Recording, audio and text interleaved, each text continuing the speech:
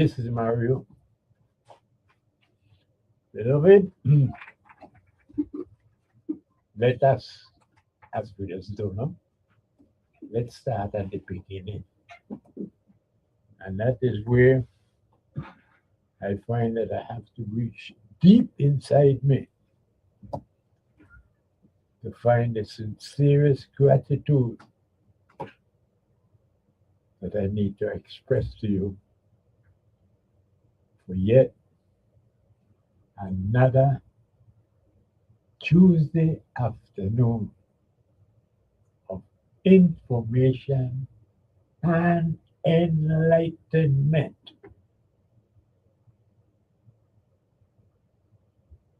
Naturally and deliciously flavored by Armstrong ice cream.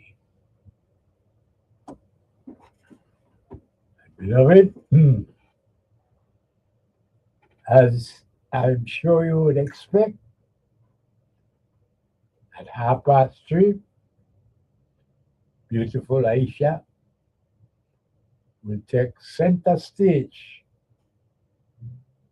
as she prepares to complement the correct answer to our history question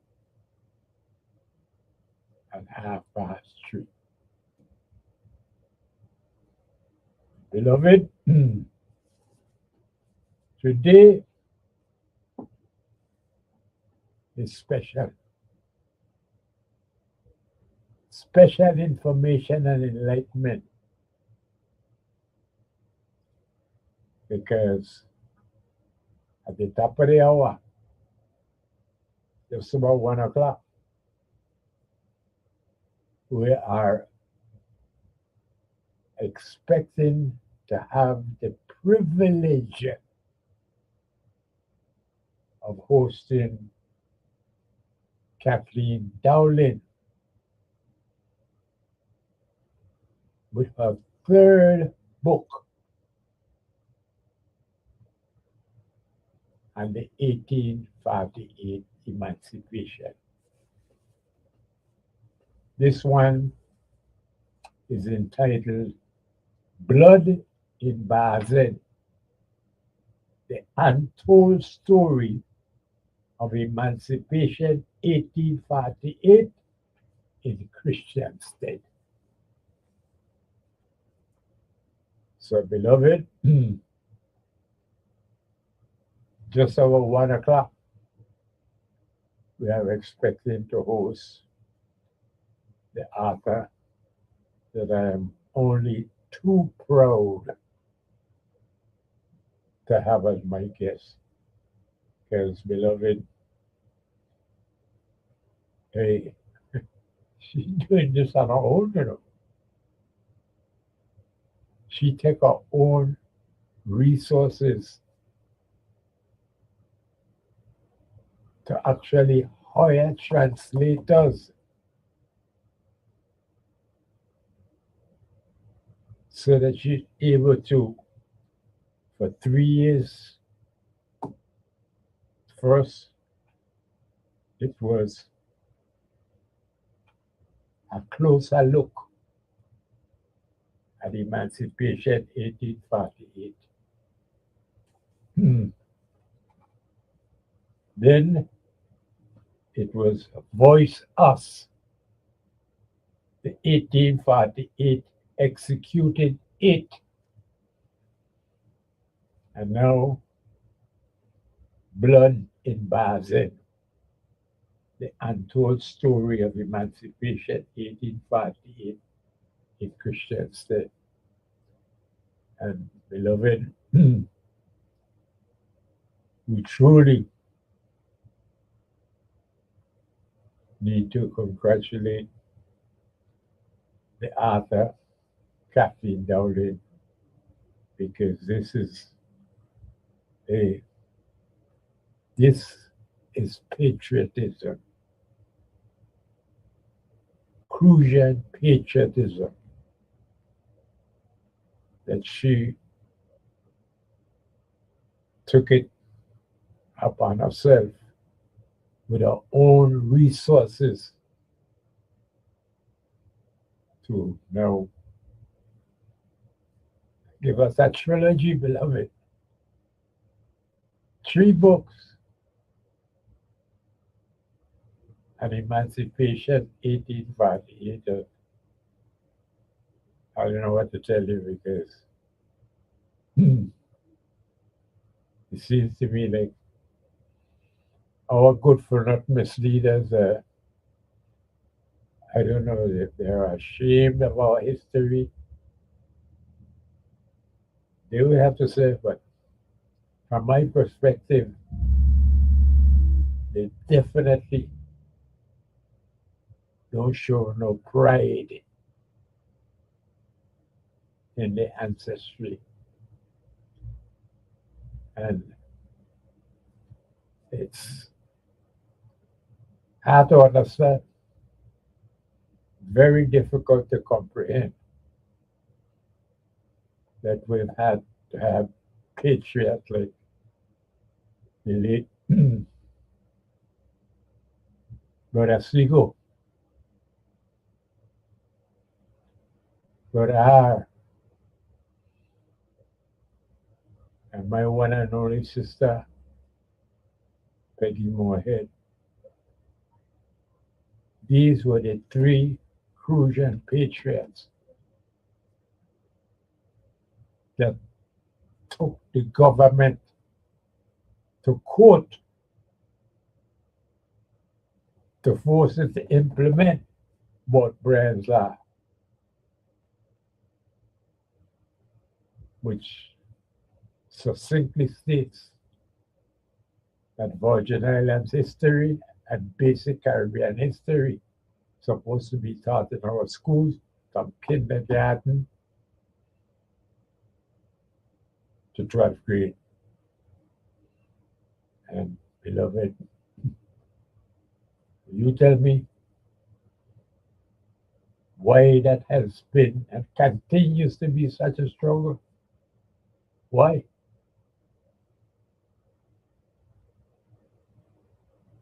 The government, motherfucker, that now in a campaign you say, Ali say this is committed to serve. They want to serve us. This service, this, serve that, to serve that.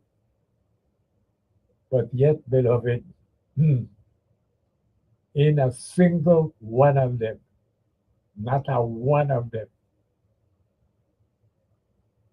that I could speak to who embraces our history as a people. And it's a shame. It is a downright shame because we are in the process here now of electing our 10th governor. And beloved, well, they don't have any idea what is inside our cultivation. All they know is for us to continue to be, I don't know, the unincorporated territory of the United States of America, and that we are just a second class people who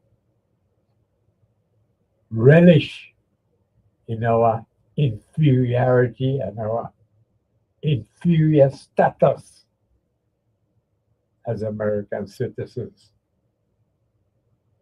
And that's why, beloved, I'm so proud of Kathleen Dowling because unlike our good foreign leaders, she has embraced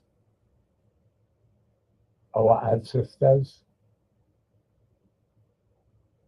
and the proud history our ancestors have left for us. And yet, beloved, here we are in the midst of a election for a new governor, a lieutenant governor, a new delegate to Congress, and 15-member legislature. And yet, beloved, all they could think about is how we can serve America and white people. Tourism, that's it. That is the end all, the be all, the everything in terms of plan that comes out of these candidates that who so much want to serve us. All they could think of is how we could be, well, friendly, welcoming tourists who would come and spend a few dollars with us so that we could survive. But yes, beloved, so in a little more than 10 minutes, we were looking forward to interviewing Kathleen Dowling for the proud Crucian patriot that she has made herself out to be. And we are only too proud of her, too proud of Kathleen Dowling, beloved. And we hope that you too could appreciate what she's done. And well, you've already heard about the first two books. And so Blood and Bazin is the one we'll be dealing with today. And I can't wait. No, beloved, no, I have read it. I read it more than once. But just the opportunity to have her in the studio with us and to personally express my pride and gratitude for what she has done for us as a people.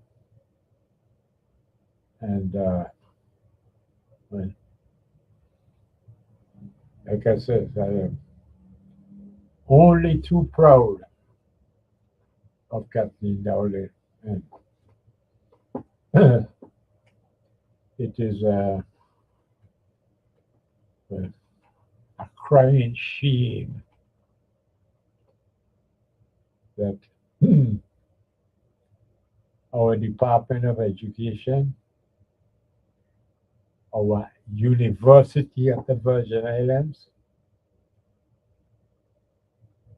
don't recognize the efforts of this woman. And because, well, in my opinion, my humble opinion, these three books of hers should be studied at the University of the Virgin Islands and should be a part of a, well, don't let me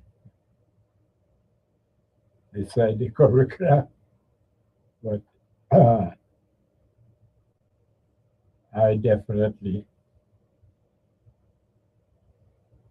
would vote to have Kathleen Dowling books to be a an integral part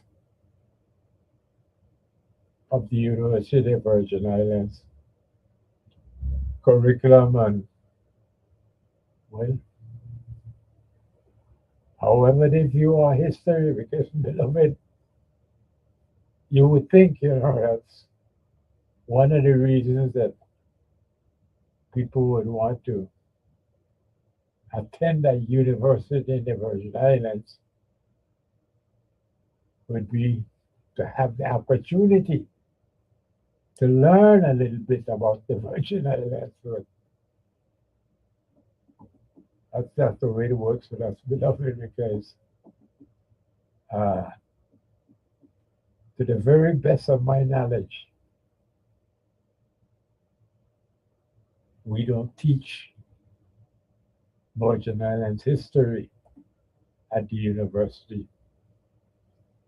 And so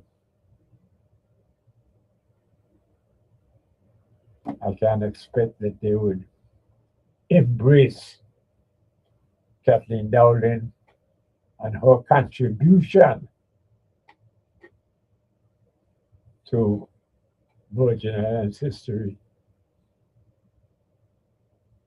in particular the Crucian history of emancipation in 1848. But, beloved, that's who we are. And unfortunately, it does not at all pay tribute, honor our ancestors who gave us such a rich history that, because says, even we're not one of the large islands in the Caribbean, and when people are talking about the Caribbean, they usually don't spend any time talking about the Virgin Islands, and much less the big island of St. Croix. But as small as the Virgin Islands happen to be, and even the big island of St. Croix is 84 square miles, beloved.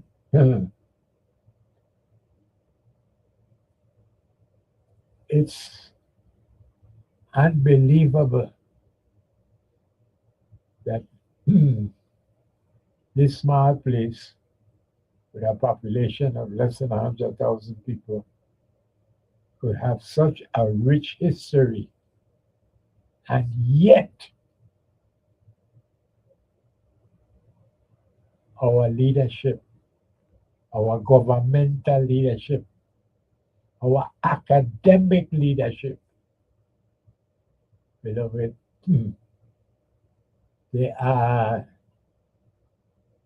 find ways to ignore our history. And well, all this is all the more reason why I find it absolutely essential that we recognize and pay tribute to the author, Kathleen Dowden. And so the top of the hour, next few minutes, we will be speaking with her. And it's, well, it's an appropriate time, even though we weren't able to keep on our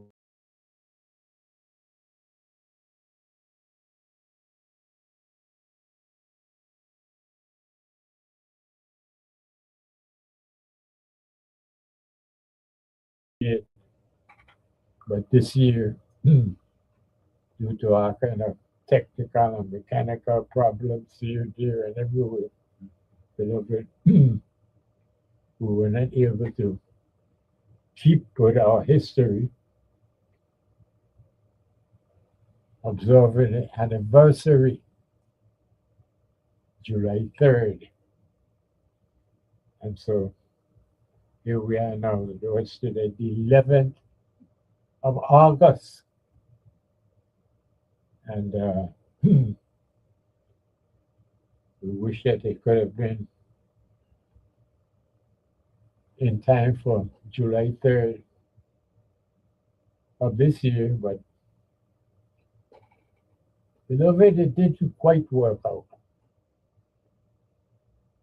But she is here, and we will be paying tribute to her as we interview Kathleen Dowden. And at the same time, prepare for what is, for what should be. I really should know what is, because I don't know. But what should be a memorable political year, because, beloved, we would be electing our 10th government.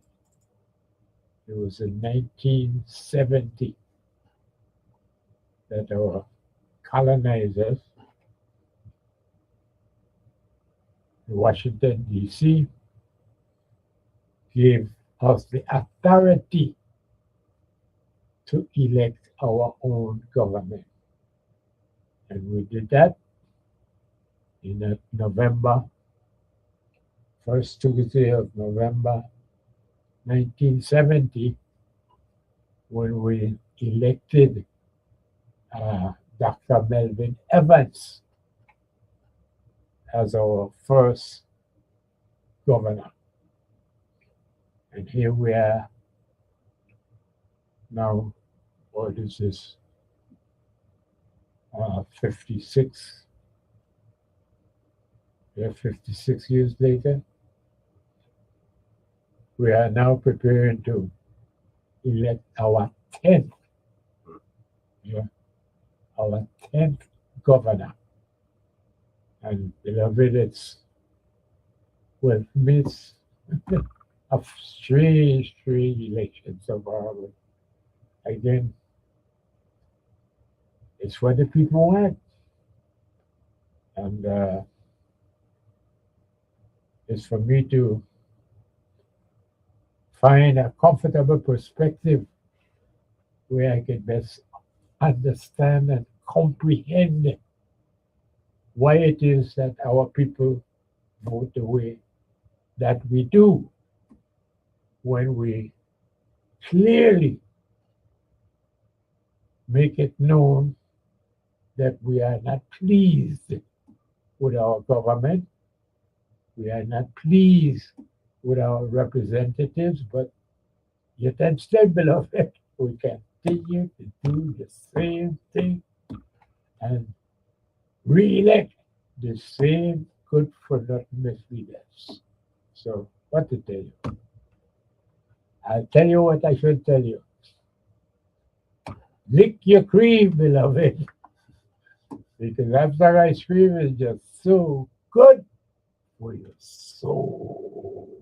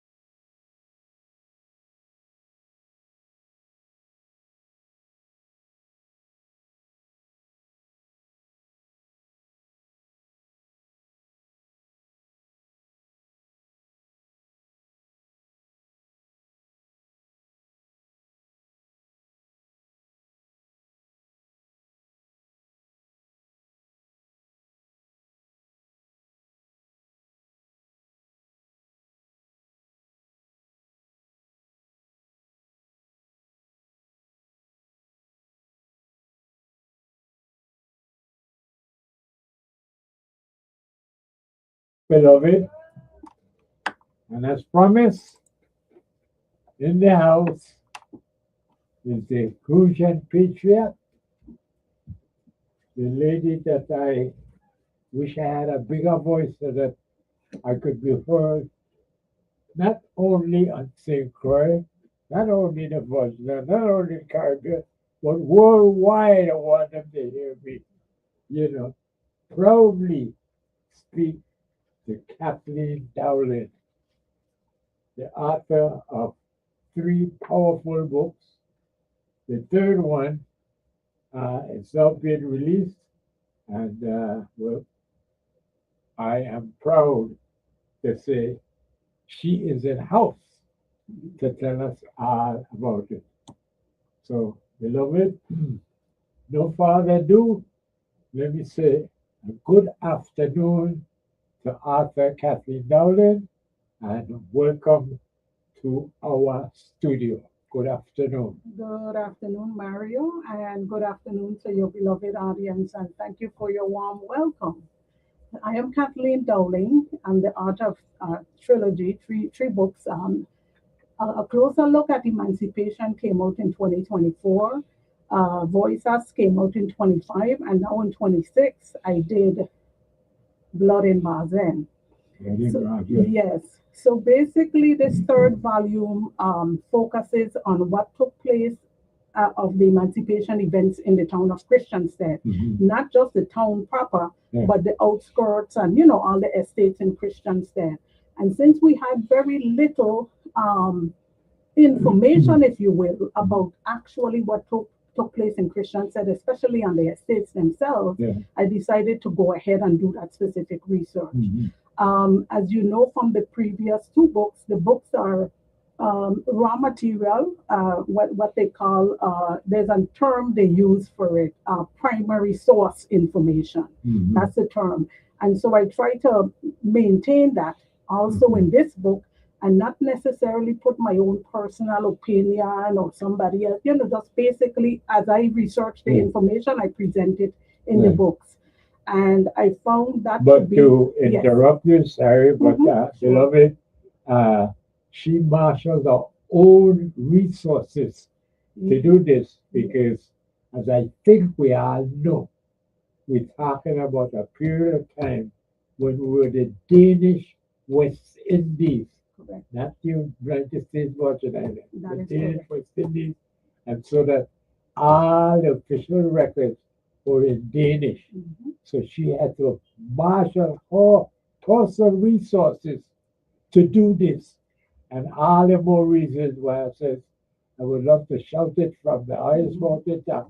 You know how Yeah. proud I am of Kathleen Dowling. I, But I need to interrupt you that's today okay. and do The that. interruption Let is them know. fine. It's not an interruption. As you brought up the part with the resources, Yes. I have to hire translators. It's not only the information at the Danish National Archives just being in Danish for the most part, because you'll find a few English places here and there. And whenever I do find English, I put in the English and say this is from some English Yeah. letters. But it's handwritten Danish. Yeah. And you can imagine Dr. Scribble, all types of handwritings. Yeah. So I had to hire a professional PhD in Denmark Yeah. who can translate this type of handwritten Yeah. Danish Yeah. as opposed to the modern Danish. They Right. call it the Gothic Danish Yeah. and that type of thing. And then initially when I started out, I also had somebody check her work. Yeah. So I could be absolutely sure that what she translated Yeah. was correct. Right. We try very hard to stay away from Google Translate and AI Mhm. technology and all that kind of stuff Yeah. because I have myself personally put in 2 or 3 sentences Yeah. and then send it to her and say, this is what Google translated this as. Yeah. And she go, oh no, that's not correct. So I'm like, Yeah. okay, I'm just gonna stick with a human person Yeah. doing it as Yeah. opposed to, the technology Right. of the computer and the technology world today. Uh, so basically, I have, I think it's 31 chapters in this Mhm. book, Uh-huh. and it basically speaks, as I said, to Mhm. the emancipation events that took place in Christiansted Mhm. on the night of July 3rd and the week following, Right. up to the point where, on the 6th, when Peter Van Schouten got ill, and then all the different events that was taking place Yeah. around that. So each chapter outlines perspective from the Danish officials writing and their involvement as Yeah. to where they were at the time. Some were here in Christiansted, some was at St. John, some Yeah. was at La Grande Princess. Yeah. You know, wherever they were and the activities that they saw, they wrote about it. Yeah.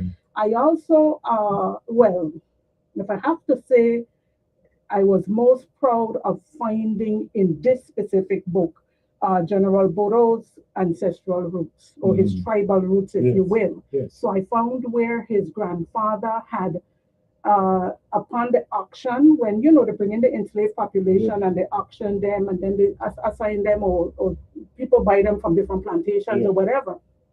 He was initially sent to La Grande Princess plantation, which was owned by Shimoman.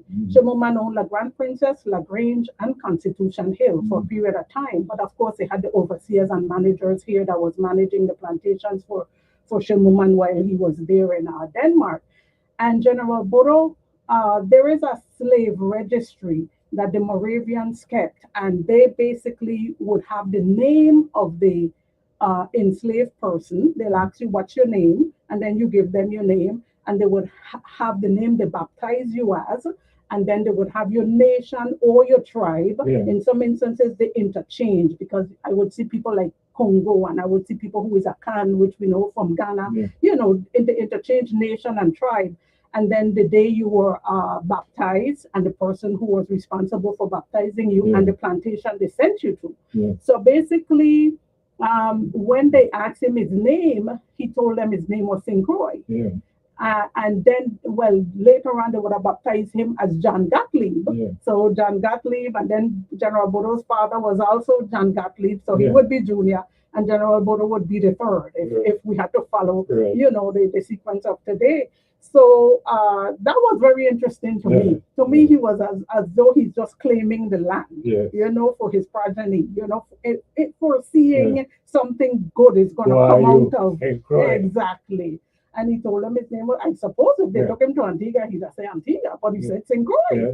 And so we would never really know his true name. Yeah. You understand what I'm saying? Yeah. Because he never gave it. Yeah. While the others, many of the others gave their actual name, Yeah. he didn't. Yeah. He was defiant from the beginning. Yeah. I like him. Yeah. You know? And so we had also we had some shootings that took place at Plantation, Montbijou, Cyan Hill, St. John over by La Grande Princess. The one we all knew about by Contentment, which is really more closer down to the English church, is where they were stationed, where today is like Jiffy Mart area. Yeah. Those places where the Danes would have opened fire on our people as they came into town, you know. So I have a chapter there that says, what frightened them? That's from Bob Marley, by the way. What frightened them? Because you see 2,000 enslaved people coming into town just to see what's going on and the whole emancipation thing, and they are just open fire. I mean, unbelievable, right? And so that chapter is called What Frightened Them. So, and I did that on purpose. Like, why are they scared to just see us gathering? It was most appropriate. Yes. And then I also have the ships that brought us. Yeah. So it may have more, but I was able to find at least 70 of them that brought us in during the Danish occupation. Some of them weren't all Danish ships. Some of them could have been English, and you know, they go back and forth borrowing each other's stuff and all that kind of stuff. But I found the ships that brought us, and the interesting thing, there was a slave ship called Friedensborg. There was one called St. Croix, Charlotte Amalia, so Friedenhoy. You know, these places that are today familiar to us because the names are still on them. And that you know, that's quite interesting too. And then I also found a record of the dead and wounded, those who were also arrested in Christiansted by age. And we find it was young people for the most part, very, very young, from 16 and 25 and 21, you know. A lot of them was arrested, but then released, you know, for questioning. And then with the slave registers and the inventory, I wanted there to look at General Bodo's maternal and paternal side. So we knew his mother, as we learned, was Maria Rosina, but both the name Maria and Rosina were not her names. Maria was her mother's name, and Rosina was her grandmother's name. Yeah. So they just bring Maria and Rosina, and gave her that name, and Yeah. it was amazing. I did a chapter on the intentional erasure of identity, which I found was very, very crucial because they would take your very name that Yeah. your parents blessed you with Yeah. and just act like it didn't exist. Yeah. This was amazing. Yeah. It was like, wow, like, Well, again, Mhm. and I get interrupted, just sure, remind us that we're talking about chattel enslavement, correct, and the purpose of it is Mhm. to dehumanize you, correct. so that all characteristics Mhm. that we know to be of human beings, they remove, Yes, yes, because this is why it's called chattel, because we're property. right, exactly. We, Legally, we, we were yeah, property. we're Yes, no longer people. We Yes. are dehumanized, and we are now the property of someone else. yes, We are things. right. So they did whatever they want with Right. us, including not us having our own name Right, for right, identification right, purposes. yes. But we could imagine that Yes. in the fields and so on, we call each other. Mhm. I'll know you is Mario. Yeah. I call you Yeah. Mario. Me call you John or something. One Yeah. name they gave you, right? Because we would sing and we Yeah. would do different things in the fields while we're working. Mm.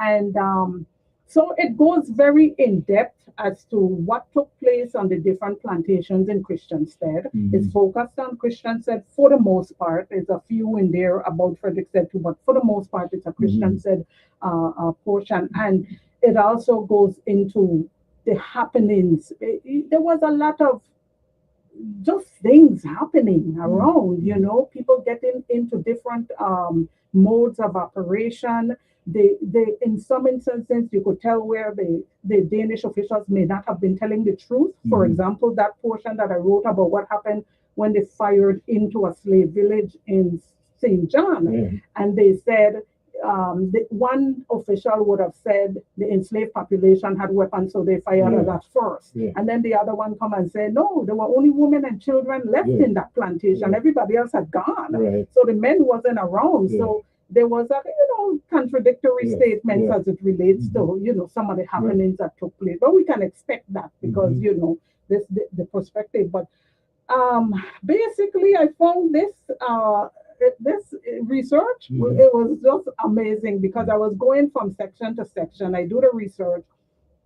Then I send what I want to get translated to her, Yeah. and she translates, sends back to me, and then it's up to me to put it in a sequence that it flows Nice. to prepare the book, right? Right, So I right. gotta go like I don't want to say this before I say that, or I don't Right. want to present this portion before I present Yeah. that portion, and then coming up with the names of the titles and so Yeah. forth. That's all on me. And in this book, I did more of my own kind of personal writing, where Mhm. a little Yeah. conscious writing in the back and so on, Particularly, yeah, particularly towards the from end. me. Yeah. That Yeah. wasn't Yeah. necessarily translation. And so that's more or less a overview of what people can expect from Blood and Basin. But Mhm. before I forget and you move on, because the last time I was on radio, I clean forget. Mhm. Next Wednesday, August 19th, Mhm. 5:30 to 7:30, I'll have Mhm. my official book signing at Yeah. the Medical Simulation Center at UVI. And the Well, public is welcome to come. well, next Tuesday we could, yeah, Yes, you can make sure. announce it for me. So it's Of next course, Wednesday, the absolutely. 19th, 5:30 to 7:30. And I also want to say anyone that needs to reach me or needs a book, they can call 340-332-1601. 340-332-1601. And okay, Mario, I'm ready for your questioning. Okay. Well, we don't have so much questioning Okay. as conversing. Okay, yes, let's have a You know, conversation. Sure. Uh, one thing I would like to point out Mhm. is that this book Mhm. does for me what I never thought would happen in my lifetime. And I don't know if the name Owen Shank rings any kind of Yes. bells in your Yes. memory. I remember he used to call you and so back in the days. Uh, Yeah. well, this man is the only person, I was going to say in St. Croix, but he's the only person, period, Mhm. you know, who would talk to me about, uh, well, the Danish structure Okay. of government. Okay. So that how I got to learn about the estates, you know, Mhm. and so all of this came from Mr. Owen Shan. Mhm. And most particularly, you know, what I learned from this book is that the Danes had their perspective Mhm. of 1848. Mhm. They had their perspective of, well, I was going to say humanity, but that's the point. Uh, they had destroyed our humanity. Uh, they had their perspective of our inferiority. Mhm. They had made us to be uh, inferior human beings. And uh, and again, I say this because uh, many of the things that I would speak about, uh, I could only find resonance with Mr. Owen Shan Mhm. until Blood and Basin. And I'm hoping that I could, you know, point out to you why you made these things so relevant Okay. to me. I have some notes here. Mhm. Uh, First thing you know, this is on page 10. Okay. On page 10 of uh, Blood and Basin, beloved,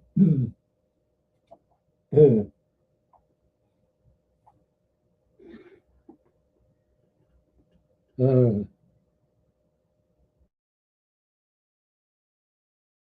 the top of the page it says,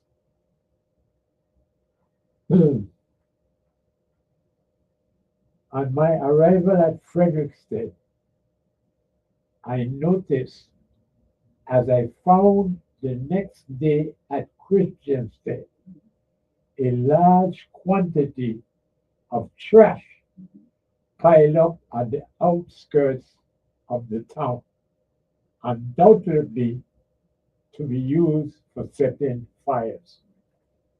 Now, what is big thing to me?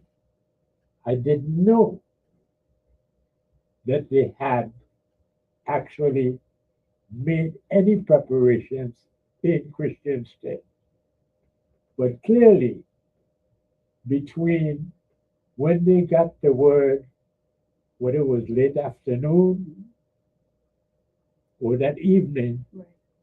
they were making preparations Mhm. to do what they thought had happened in Fredericksburg. And that, well, for one thing,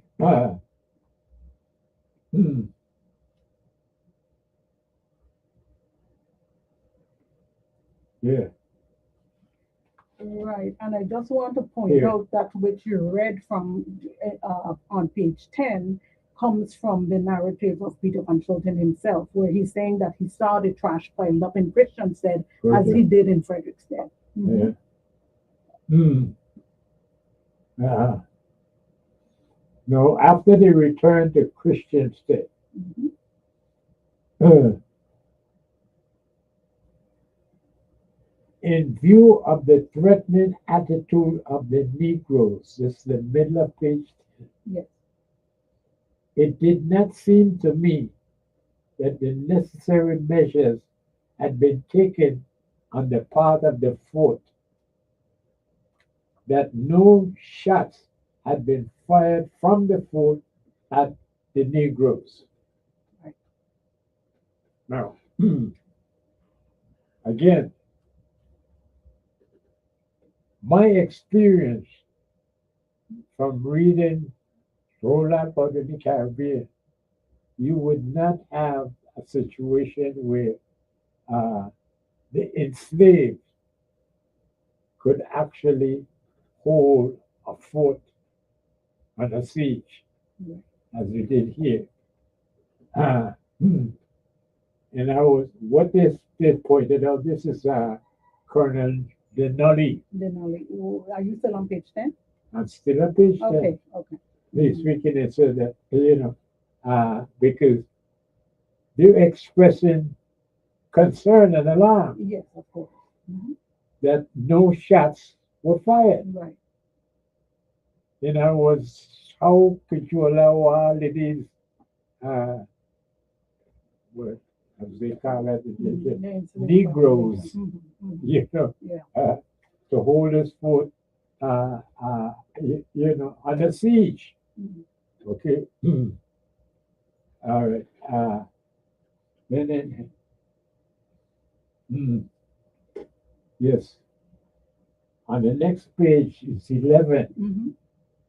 It says that about 6 o'clock in the afternoon,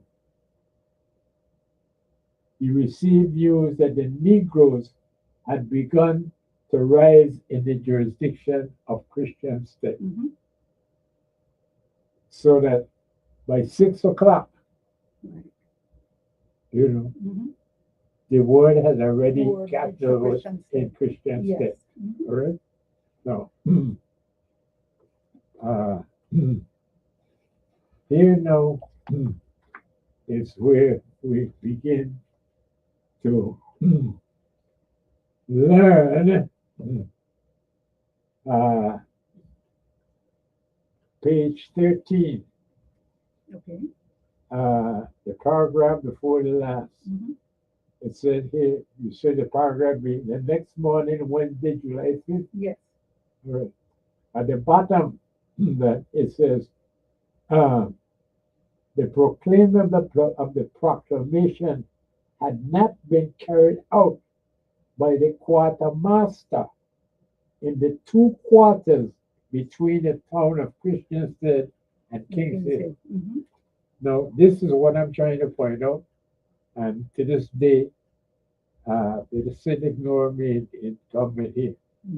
But the Danes had divided St. Croix into 9 quarters. Yes. This is the equivalent, like in the state, every state is divided into counties. Right.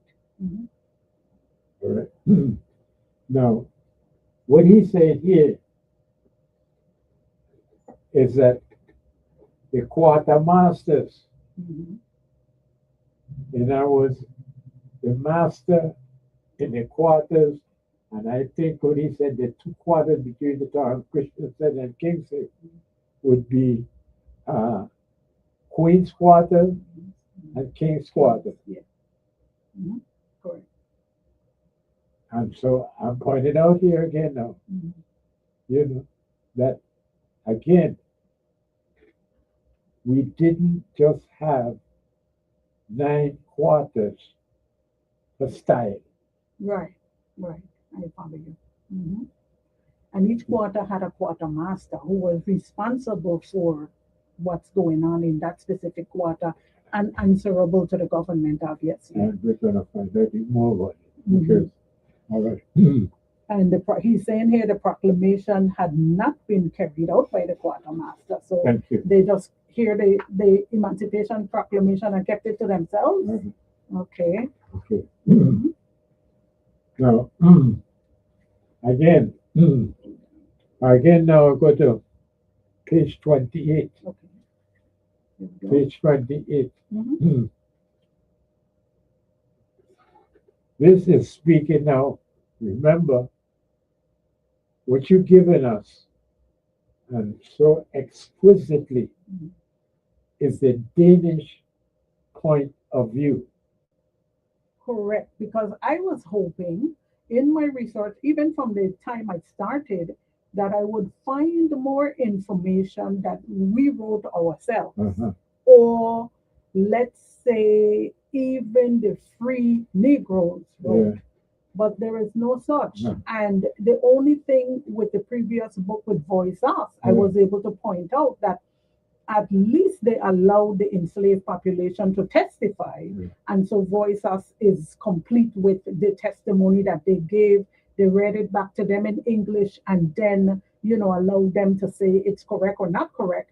And that's what Voice Us is made of.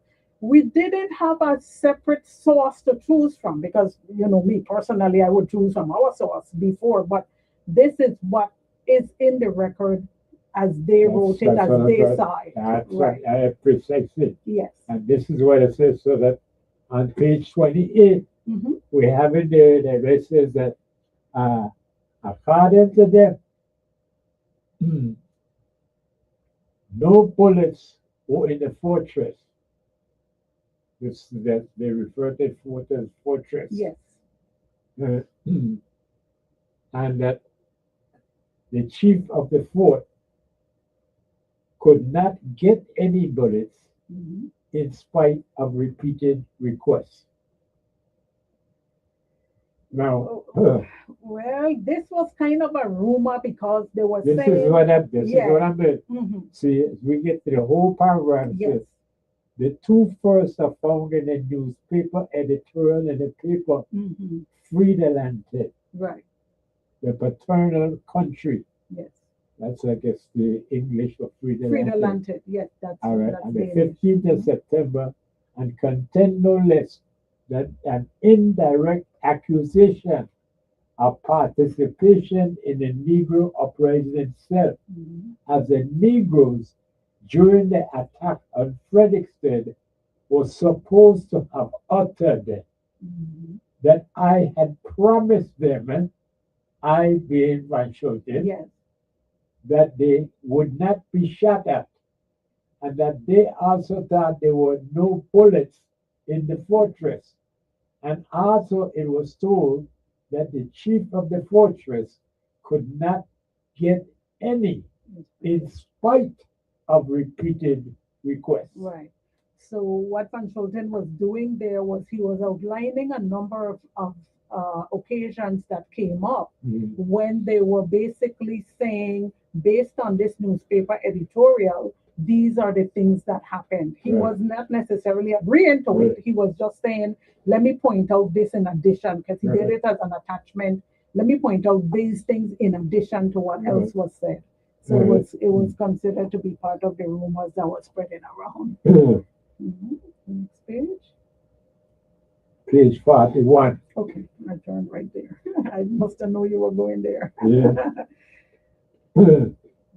Again, the person questioned has not, during his stay in Fredericksburg Monday, the 3rd of July, heard any shouting among the Negroes about General Schulten's having promised that they should not be shot at them, and that they thought that there were no bullets in the fortress. Correct. Right there again, we have the basic statement when Lewis Roth was on the stand, and he came. Oh, that section is called "Back on the Record," and he basically comes with the same statement that Van Schulten had made, that this was what was being said out there, and they're trying to present it to the Commission of Inquiry as like these are things that are being said. Look, there's no truth to it, but it's All being right. said. Mhm. Here again now, this is the testimony from this Dr. Colonel Dinelli, Okay. 44, page Yes. 44 now. Okay. He is saying that if something happened, it would come from the West End. Mhm. For the person questioning you, well, that's how they just read. Yes. The person meaning questioned meaning the witness, Denali. the Denali, exactly. Mhm. That the Negroes of this part of the island were the least benevolent, and that the free colored population in Frederickston could not be trusted. Mhm. All right. Yeah, yeah. So what Denali is saying basically, a number of the Danish officials, and you would find that same thing in other areas, where they felt like if anything is going to break out on this island, it would come from the west All end, right. or at least the north and west, All right. northwestern side of the island plus the west end, All right. and they didn't trust the free Negro population in an instance like this to go along with them against their own Negroes. Turn to 46 now, the same Denali. Okay. In the same question in the terror, this is the way it says Mhm. that there were no bars in the cannons. Right. That's the second paragraph. Right. I'm with you. All right. Mhm. Now, And after that, and that they knew that the person in question was not allowed to command shooting at them. all I right. don't think they loaded the balls in the cannons at all Mhm. because they were the Negroes or the enslaved population, I should say, who was climbing up on the cannons and so forth. They knew there were no balls in them. Mhm. But, You're going down your list? I am now on page 62, Okay. and this is uh,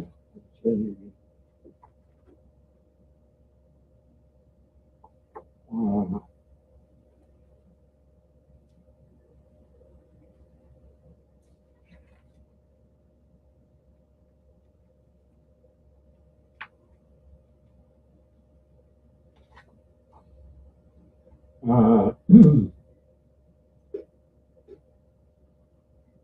again, let's start at the bottom of page 61, 61? Okay. where it says, the content of General Shilton's report was presented to the person questioned Mhm. concerning this issue to the extent that it differed from the opinion of the person questioned. But the person questioned referred to what he said above, adding that he later had learned that the general had approved, Reproved. Mhm. reproved, I'm Mhm. sorry, had reproved McCutcheon for having shot, because of which McCutcheon had referred to the order which the person questioned as commander-in-chief in Chilton's absence had given him. And Right. beloved, to the audience, it's difficult unless you read this entire book to understand Mhm. how they refer to the person questioned. Yeah, the person question is the witness on the stand. So Yes, that's how yes, they, yes. instead of saying the witness, they would say the Yes. person question. And in Yes. that segment that you just read, that paragraph, this is Major Falvey. He is the person in charge of the fort in Christiansted. Right. And he's basically saying that he differed with the opinion given by Van Schoten as Right. it related to Right. McCutcheon who shot. And just so the audience can follow us a little closer, McCutcheon is the one who fired shots at Contentment at the 2,000 or so enslaved Yes. population coming into town. Yes. And as you go further, you would find McCutcheon basically saying, even after being chastised by Van Scholten, he would have done it again. He said that, Yes, that he he said- thinks that he saved the city. Right. So he would have done And it the again. crowds of Negroes pushed forward and had trash, Yes. sugar straw, and other combustible material. Material. So he think they were coming to burn. So Yes, therefore, yes, as a result, he had to open fire on them. Mhm. Okay? All right. I'm going now to 67. Okay. Yeah. 67. This is Lieutenant Arnold Johann von Menke. Yeah. Uh,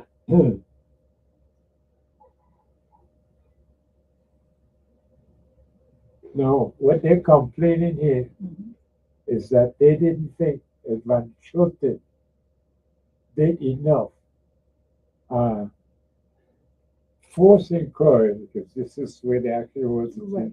inquiry. Right. Once they heard about what happened in the French West Indies, Yes. then they abolished slavery. That would have been May May of July, 1848. Mhm. 2 months 2 earlier. months earlier, exactly. Mhm. 2 months earlier. Yes. So I said, uh, uh, but basically what they're saying Mhm.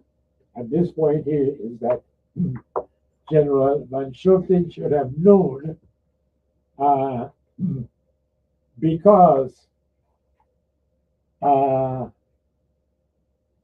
ooh, It's the third it paragraph could not down. it could not Mhm. avoid the general knowledge Mhm. that they were not satisfied with waiting for 12 years, Mhm. as this often appeared in their songs. Right. The enslaved population sang, as we were Right. saying, while they were working, and Right. they sang, "No, master, 12 years is too much." Okay. And I could imagine that carries All on. right. And what it sounds like, I want the words of the rest of it. No, I'm Mhm. just kidding. But yeah, "No, master, 12 years is too much." And they're saying that Mienke is saying basically General Bodo Hatto had known they were Yeah. singing this type of thing, Yes. and they weren't going to wait 12 years for the emancipation. We're talking about this, the song. Mhm. See, this is when in 1948 Mhm. they had the first and only legal observation, recognition Emancipation, yeah, of the emancipation 100 years correct. before. Mhm. All right. Again, the the program Mhm. Mhm. the program was not distributed. Right. And they said, Mhm. how do I know this? Because my father was the chair of the committee. Yes. And one of the reasons why is that he and attorney leader, Mhm. who the courthouse said, Yeah. came to his Harriet name, Amflet Harriet leader. Amflet leader. Pamphlet leader. Mhm. They came to the conclusion that because the dignitaries would not understand it, because included in the program was this song praising Mhm. Martin King. Mhm. That's right. That's right. Okay. Yeah. All right, Mhm. so Yes. this here, this is similar to the kind No, of thing here. master, 12 years is too much. Yeah. All right, good. Mhm. So, The next page. the very next page again, we do Oh. the Okay. top of the page, 68. the very top page here. Okay. There were no bullets in the fortress. Right. That's they thought there were no bullets in the fortress. Yes. That's the same statement made. Although a rumor of this may have reached his ears, Mhm. but he does not know where it came from. Right. Right. Now, again, you who have been as close as anybody in the Virgin Islands, to the history, the Danish Mhm. Yeah. point of view of this history. Mhm. Again, how is it that there's so much talk about this rumor? Right, About because it was that a rumor. I wanted them to be able to say, as they put down everything else, they Yeah. wrote about everything. If bullets is missing, if gunpowder is missing, if this is that, is that, they write that. They would have. Yeah. I think they would have written that because there is so much of everything that they actually wrote. Yeah, but Mhm. you got to keep in mind Okay. that they want their point of view to be the one that goes through history. Yeah. That this really did not happen. It Yeah. was anything. It was just a rumor of the Negroes. Oh, I see. Well, I would have to see a source because it makes me wonder when they write also in our favor. They Uh, write different things. They wrote this, they wrote that, they wrote the other. They wrote everything just Yeah. about, if I could think on, because at the back of the book you see where, in speaking to the former archivist at the Danish National Archives, Yeah. it's like 8 million pages. I mean, this is just the tip of the iceberg Yeah, here. yeah. You know what I'm saying? All 2 miles worth of documents from the Yeah. Danish West Indies that they went with Uh, or they have in the Danish Yeah. archives. So it's really hard to tell unless you see a source, an actual source of what took all place right, there. let's move on. What is Okay, page 78 now? 7, 8. Okay, no problem. Sure. The Okay. second paragraph, Mhm. he also assumes the possibility that the free colored and free black population, especially on the West End, could easily be tempted to follow the country Negroes' example and stand up against the whites. But this that what had happened was allowed to pass. Yeah. Mhm. This is who is who's speaking there, making that statement is Bonneberg. He was also a procurator for Van Schulten. If you go back to page 74. Mhm. Mhm. Yeah. Yeah. Okay.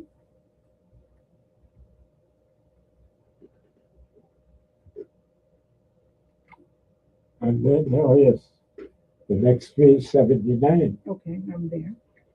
Uh, the paragraph before the last, it says, the person questioned has not only heard as a rumor that the Negroes had believed that they would not be shot at them.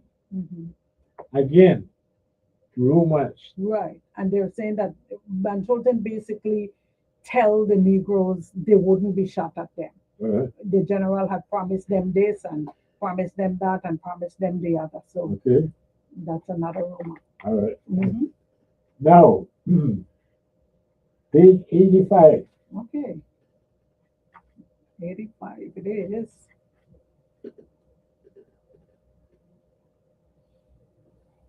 I'm there. It says here, the mentioned Bodo has himself been Interrogated. has been interrogated in the commission twice. Mhm.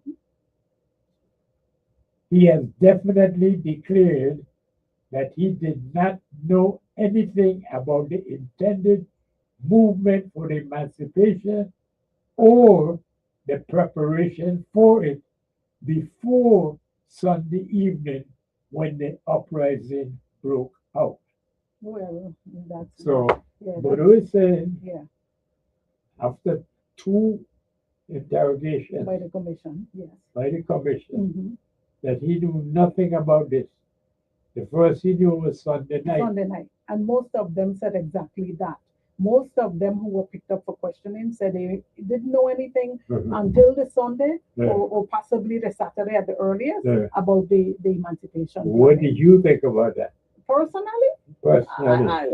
they planned it. I think they knew, but Yeah. they wouldn't tell the commission that Yeah. because now the commission is this group of judges who is sitting there judging the incidences and can possibly, get them in some serious trouble. Yeah. But those who were sentenced to death, for example, in Voice Arts, Yeah. they were like, no, I already know I'm going to get executed. I got nothing to lose. Basically, I'm just going to tell the truth. Yeah. And if you remember Friday, and you remember the other one from Estate Castle, I can't remember his name right now. They both said it's General Bodo who was behind it. Yeah. Or, just Well, started to well, call names. got to page 87. Okay. At the bottom of page 87, Mm-hmm. it said that it appears that Gottlieb or Bordeaux Mm-hmm. of Big Lagrange is said to have been active inducing the The movement. movement, exactly. And this is a letter from Flensburg to Governor Axom at the time, Yeah. who was the governor that came in to sit temporarily Yeah. for Van Schulten when Van Schulten got sick, and he would have come over from St. Thomas. So he is writing a letter to the Governor General Axom telling him it appears that Bodo was the one behind it.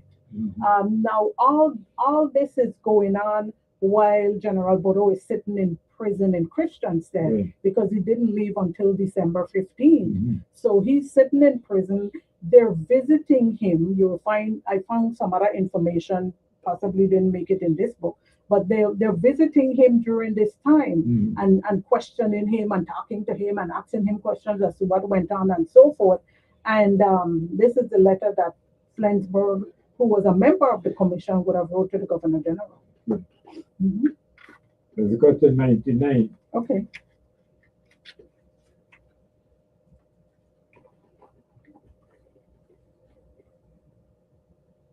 Again, person question has not heard the Negroes saying during the attack at Fredericksburg that the general had promised they should not be shot at and that they thought that there were no bullets in the fortress.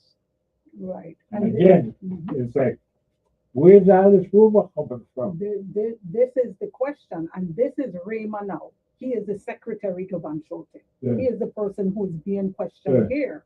And he also, because the commission is trying to get to the bottom of the story as to what went down, why was this all this rumor around, why was all this talk, and why did to me they're trying to say that Van Schulten promised the Negroes there would be no shots fired at him. Mhm. And we're trying to get to the truth about that, basically. So they're asking each one of his close member of his cabinet, if you want to call it that, Mhm. did you hear about this? Yeah. Is it true that he said they wouldn't shot at the Negroes? Yeah. And they're trying to get that out of Okay. them. So basically, yeah, that's it. We'll go to Martin King now. Okay. 144. Okay. Mhm. Mhm. There we are, 144. 144 Mhm. at the bottom. Okay. It says that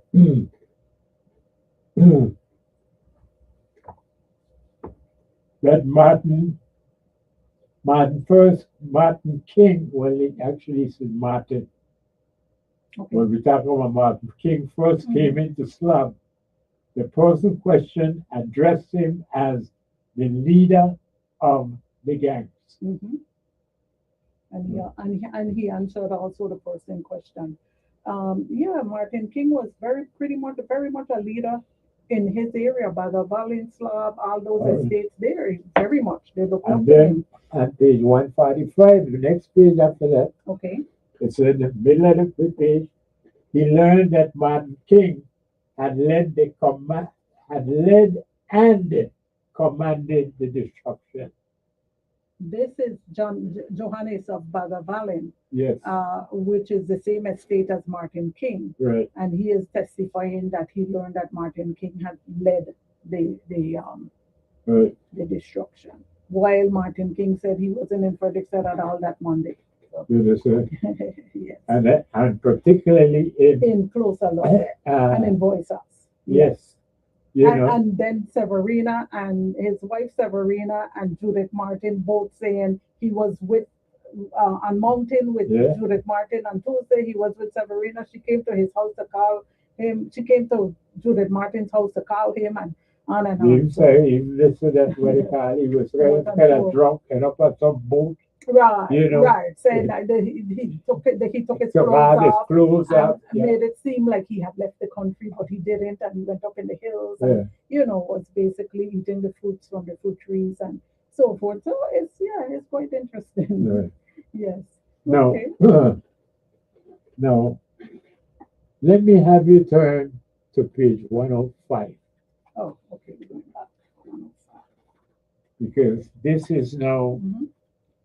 where I feel rewarded Okay. Bertram, remember. by your work. you know. Mhm. What is that, page 105? Mhm. Let's see. What is it? 105 is the plantation Sion Hill that what took place there, or you're looking for Yes, another section? yes. Okay. Sign, Okay, yes. the plantation sign here. Mhm. Right.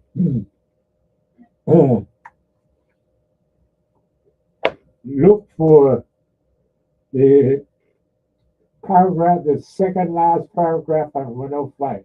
Okay. Tuesday at noon. Mhm. You see that? Yes. Tuesday at noon, the proclamation of the emancipation was given to the person questioned Mhm. as quarter captain. Mhm. So proclaiming it, yes. All right? Mhm. For proclaiming it. However, he tried as much as was possible for him to spread the proclamation, presented it to planter Alexander Balfour at Lorraine to be read aloud in the king's quarter, where he acted as quarter captain. Mhm. Now, this is what I say. I have, for more than 30 years, Mhm. been trying to find out that in the United States, Mhm.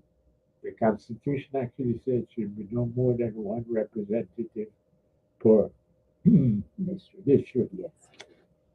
Why? Because if you want to have a republic, you've got to have accountability. Correct. And you can't have 7 senators representing the same district because who's accountable for what? Right? Well, this is what is we're talking about here. Is that until this book, Mhm. I never got it clear from Mr. Owen Shan that this was how it was during the emancipation. Okay, you're. I was thinking that he was talking about after the emancipation, Mhm. how the government had restructured, Yes. Yes. because it was after the emancipation that you finally the planters got to vote. Mhm. The Constitution, the kind of Constitution, after the uh, what did they call it? Heritage Church. Mario, explain with you. That's okay. Uh, but uh, the colonial uh, colonial councils, Mhm. in my thought, you know, would not have had responsibility in the quarters because they weren't elected. Right. It wasn't until that was the oh Lord, 1852 Okay. For the is, colonial councils. is when the colonial council Mhm.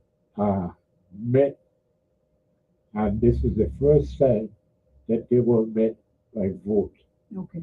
Previous to that, they would have been appointed, Mhm. all right? Okay. And so that I am thinking that when Mr. Shang is explaining this thing to me, Mhm.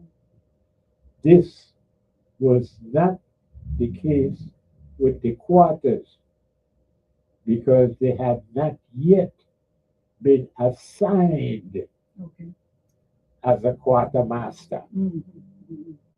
But it's now I've learned because basically I forgot that before the uh, well, before the colonial council, Mhm. are you familiar with the Burger Council? Yes. Yes. I've seen people. Well, the Burger Council Mhm. were the ones who would have appointed the quartermasters. Quartermasters. Yes. Mhm. And so this here is when they're complaining Mhm. that the quartermaster Didn't read the proclamation. Who didn't spread it in that specific water. Yeah. Kings, as as we had read earlier, those 2 quarters, they just didn't tell them anything. And they were just working as normal. Yeah.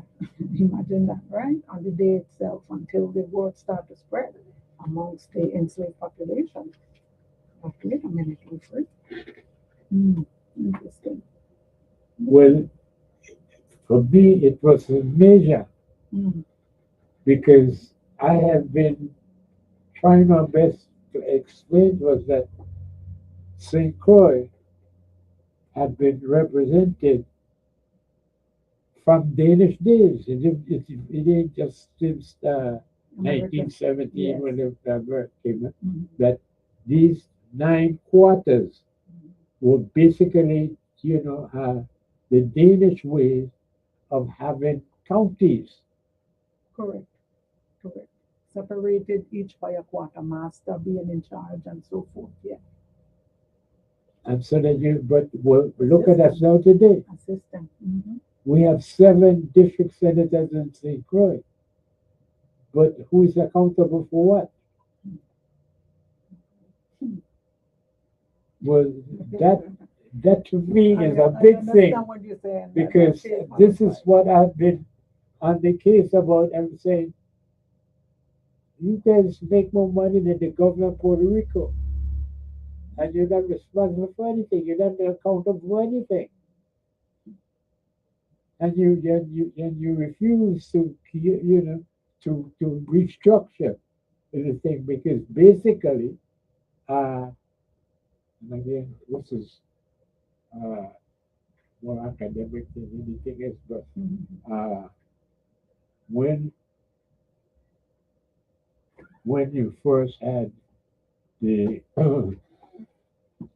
uh, getting confused in my head here.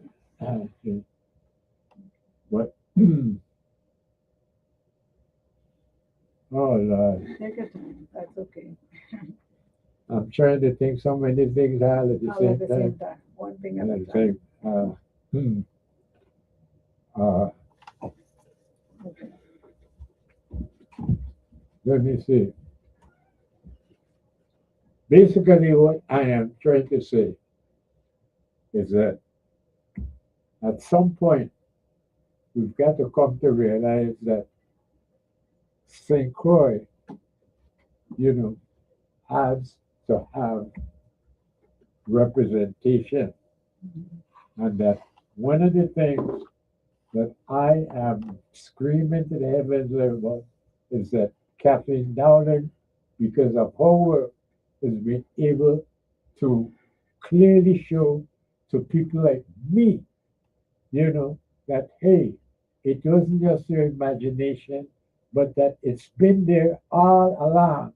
But because uh, our so-called government, whether it's Department of Education or the University of Virgin Islands, these people don't read, or they don't do the research, so that they don't understand that, hey, this is not something that a crazy man like Mario just make up one thing, but it's been there. And here comes this patriotic author, Kathy Dowling, and she has made it very clear what I'm realizing is that as far back as during emancipation, the quarters were administrative structures set there to make, well, uh, to give the people some accountability for the quarters that they in, and they had somebody that they could look up to and hold responsible. But anyhow, we're at the top of the hour, so we go ask you to lick your cream because hot ice cream is just so good for your soul.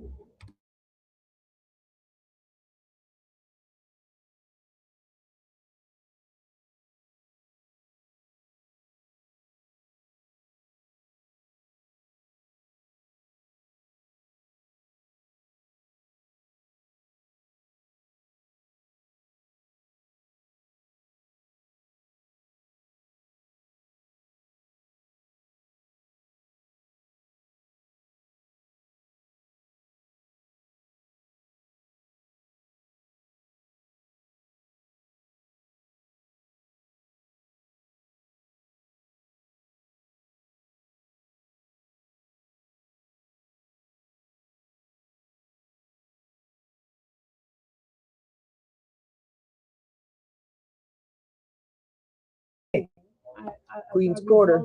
Exactly.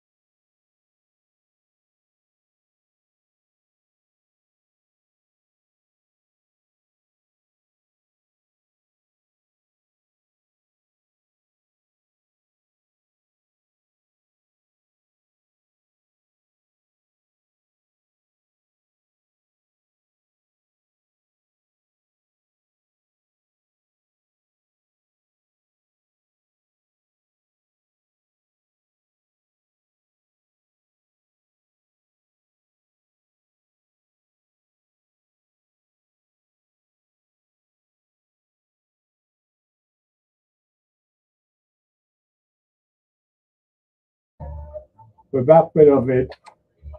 And yes, we are talking with the Crucian author, Kathleen Dowling, and her third book of the 1848 trilogy, I guess we could say, you know. Let me just ask this question before we go. We have a caller. Let's bring the caller to the, go back to that for a second. Okay. Good afternoon. Hello, how are you? Thank you for your patience. Yes, Good afternoon to Miss Kathleen. Good afternoon, Mr. Nibs. Yes, it's me. I got the books, and Wonderful. to tell you the truth, I haven't had time to read any of the three of them, I believe it is, Okay. because I'm traveling. But what I do, I have my grandson, a 10-year-old grandson that's in West Palm Beach. He reads them to me until I fall asleep. Oh, wow. That's really nice. Did he start with a closer look, which is the first one? Or which one is he reading to you? Did he start out with a closer look, which is the first book, or which one is he reading to you? Yes. Okay, nice. With a closer look. Yes. Okay, that's the first one. He's a very bright boy. He loves to read, and Nice. I guess he missed me being around him all the time. So when I'm traveling, if he's not with me, he don't mind reading to me. Okay, that's great.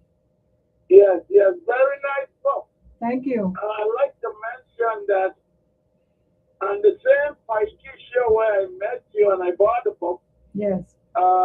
there was a young lady on there, I don't know, a couple of weeks ago, and she's from the States. Mm-hmm. However, she was visiting the island, and she does have a plethora of books that she wrote. Okay. And in discussing with her and Pikey about the female authors, the females seem to be taking this authorship by storm. Hmm. And then another young local lady back home is Mr. Timiqua Noel on St. Croix. Yeah. He has several books on children, stories, and this, that, and the other. Okay. Yeah, so I heard that you was on. I said, well, let me call and just pick you up. Of course, I'll be helping you to sell these books, and I don't want nothing for helping. I appreciate that. I really do. Yeah. Right, very good. Okay. Okay. Mario, I'll talk to you later. all right. Thank you. Take care now. Travel safe. Yes, sir. Thank you. All right. Bye. All right. So back to you, Okay. Madam Kathleen Dowling. How can we?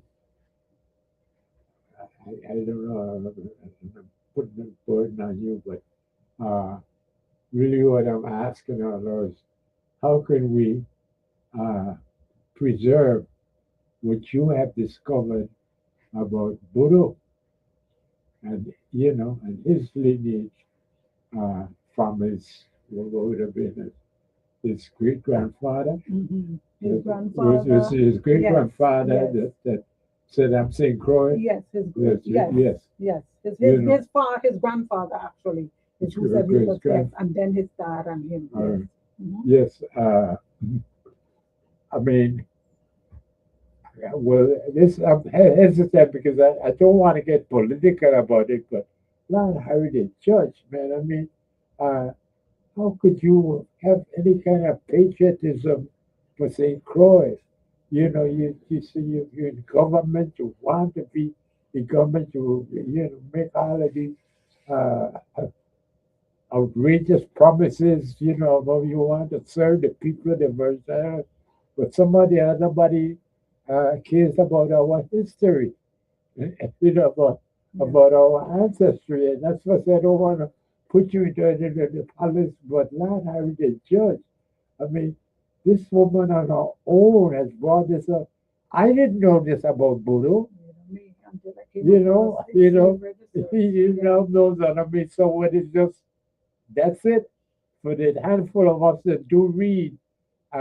That's as far as it goes because uh, Yeah. Like I said before you came on, or I was speaking about you, Mhm. I said like uh, one who's in the States and hear that there's a thing called the University of the Virgin Islands.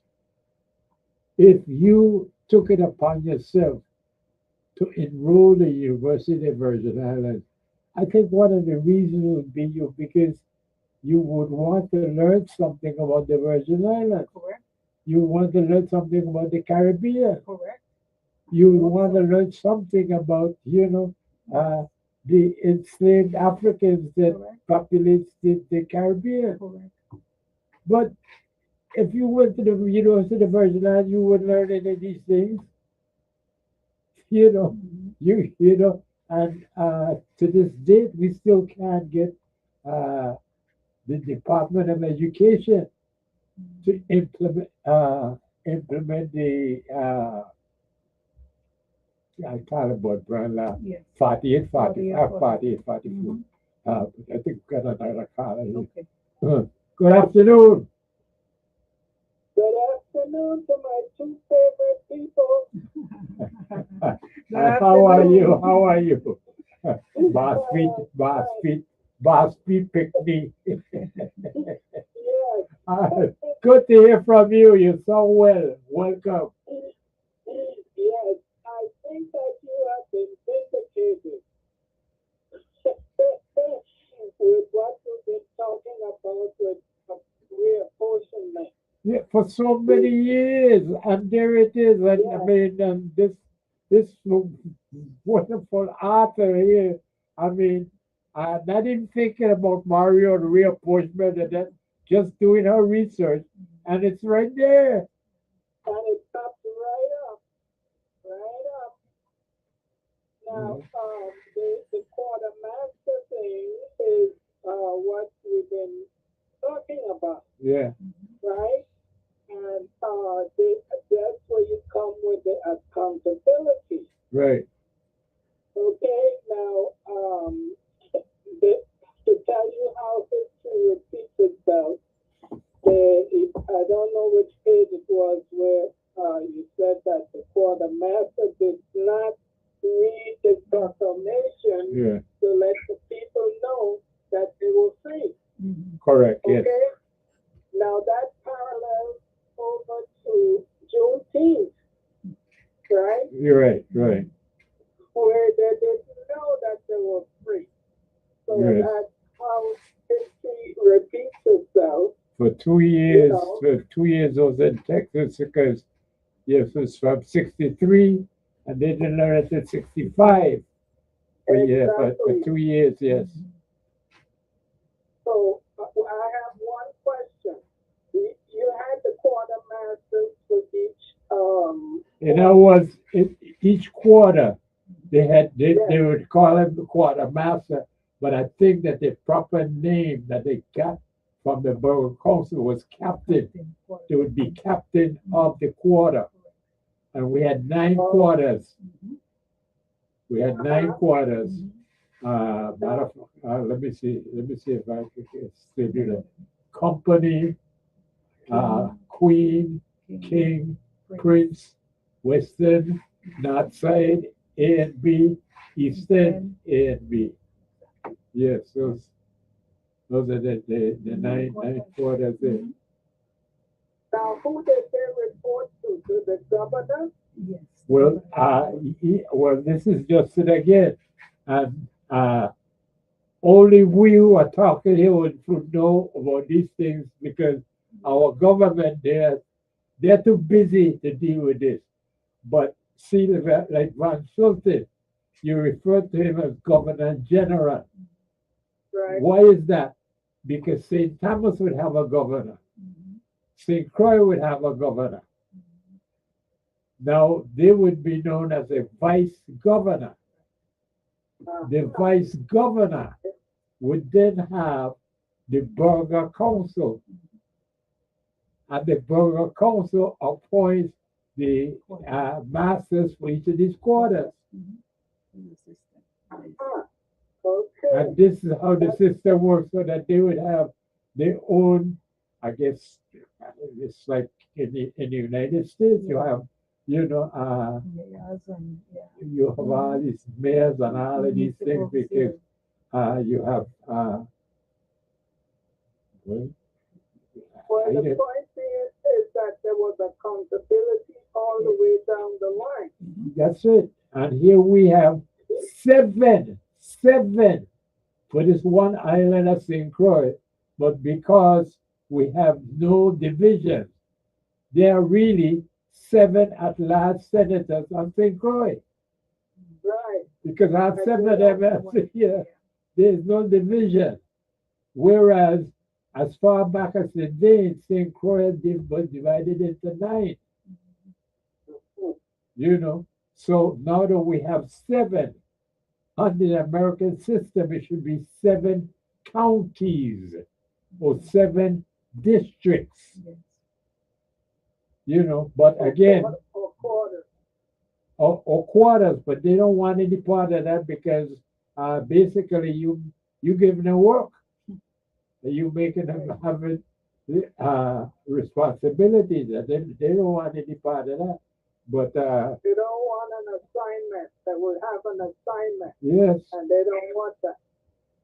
you know. But this is where I was particularly thinking of Kathleen because when I read it, and she had sent, I don't know what you call that first copy, The manuscript. the manuscript. Yes. Okay, Mhm, I read the Right. manuscript, mhm. and this jumped out at me. I said, "What?" I said, "Here it is." Then when I finally got the book, Read it again, yes. there it is. But Kathleen has done a magnificent job, and again, and she gives us the lineage of Bodo. Yes, that's something new for me. You know, I so did and to not me, know. I didn't know. Yeah.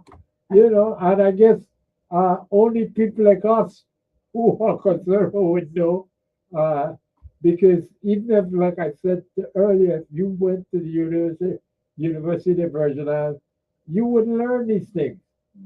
I mean, so why you call it University of Virgin Islands? It might be the University of the I don't know, of America or something. But I don't want to call it University of the University of Virgin Islands. And I know one thing, in any other country where you go to the university, you learn about that place. of course, So it doesn't even make any sense. And I have given up on anything making sense anymore. So I would love to continue talking like we're in my living room, but I know there must be people waiting to talk to you. So love you both, and we'll Thank talk you. again soon. thank Okay, you, thank for you, thank you, calling. thank you. Be well. Okay, All right. right. Yeah. I want to mention one thing, Mario, about we were talking about General Bodo's lineage. The slave registers and inventories are hard to come by. So when you come by them and you have hundreds of pages to just look through in terms of the year maybe a person was brought here, I was really, really excited when I found 1763. I knew 1763 would be the year when the Fredensborg came to the Danish West Indies. Mm. So I was like, oh, I wonder how many people were brought on that Mm. specific ship, and then to find General Bodo's grandfather was one of them. Yeah. Came in on the Fredensborg. It's 1763. As I said, he got assigned or selected, if you want to call it Yeah. that, for Princess. And he's a boy at the time. Yeah. And then later on would move to LaGrange Yeah. and meet General Bodo's grandmother. Right. And then there they would start a family. Yeah. They would start a family, having children and so forth. Right. And General Bodo and his mom and everybody would grow up right there on Yeah. LaGrange. Yeah. So this was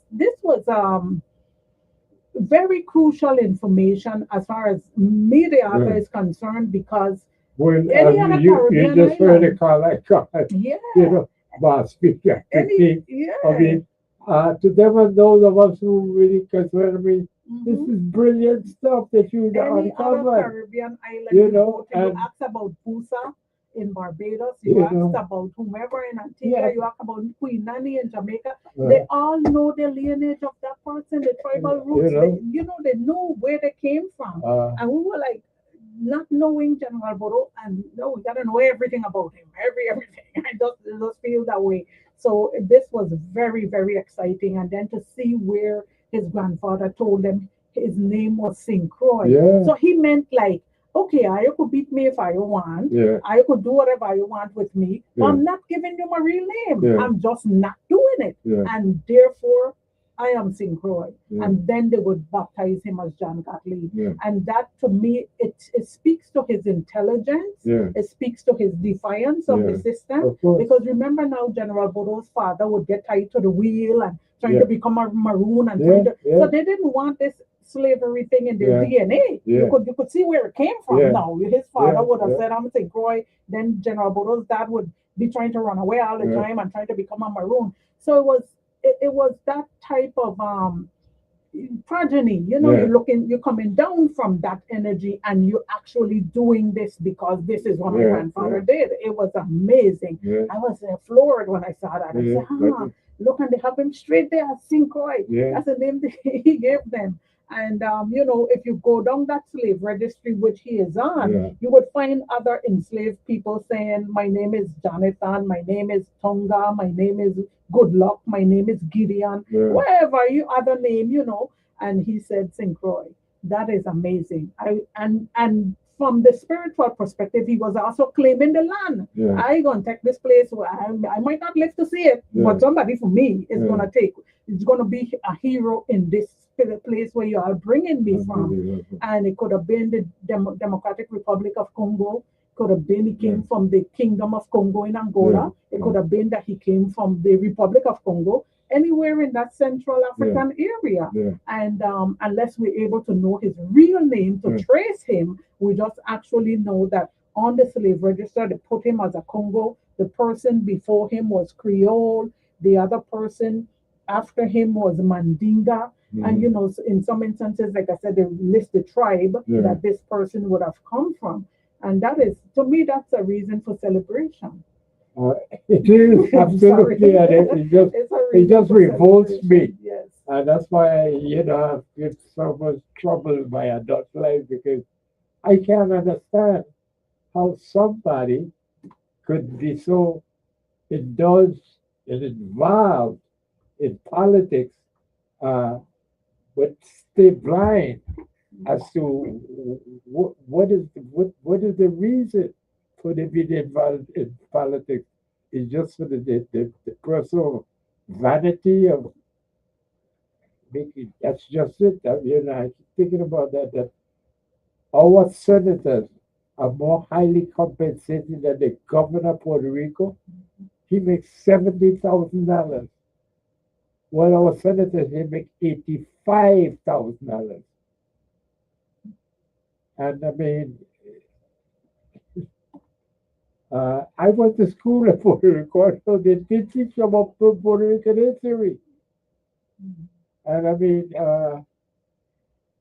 Lord, I read the judgment. This I is the one mean, has I'm three looking. books. It Yeah. has written. I'm looking back at the 150th anniversary of emancipation we had here, for example, Uh, and this is the time when Governor Snyder was a governor, yeah, and they did the bust of General Boro, which was great, and the Conchel Bro and so on. yeah, Isn't it time that we have something more than that to celebrate him? I mean, his life history, his birth date, all of the things that have been uncovered now. It hadn't had to been by me. It could be by anybody who went into the records. They uncover all of this information about General Boro.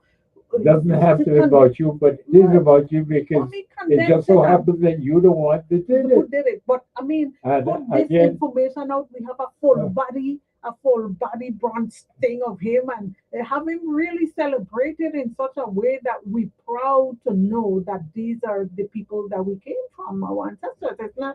it's not It is amazing. oh man, Yeah. I just yeah, I wish they Right. could do something like that. Really. I'm revolted, and I guess it's, I'm, that's the kind of stuff that makes me a troublemaker because Oh, it doesn't sit comfortable with me because don't say much, but I learned that from my grandfather, Siati Bro, who again keep wondering whether I should write it or not, but he was well, the certified and bonded treasurer of the St. Croix Labor Union. mhm, He was also the chief negotiator, mhm.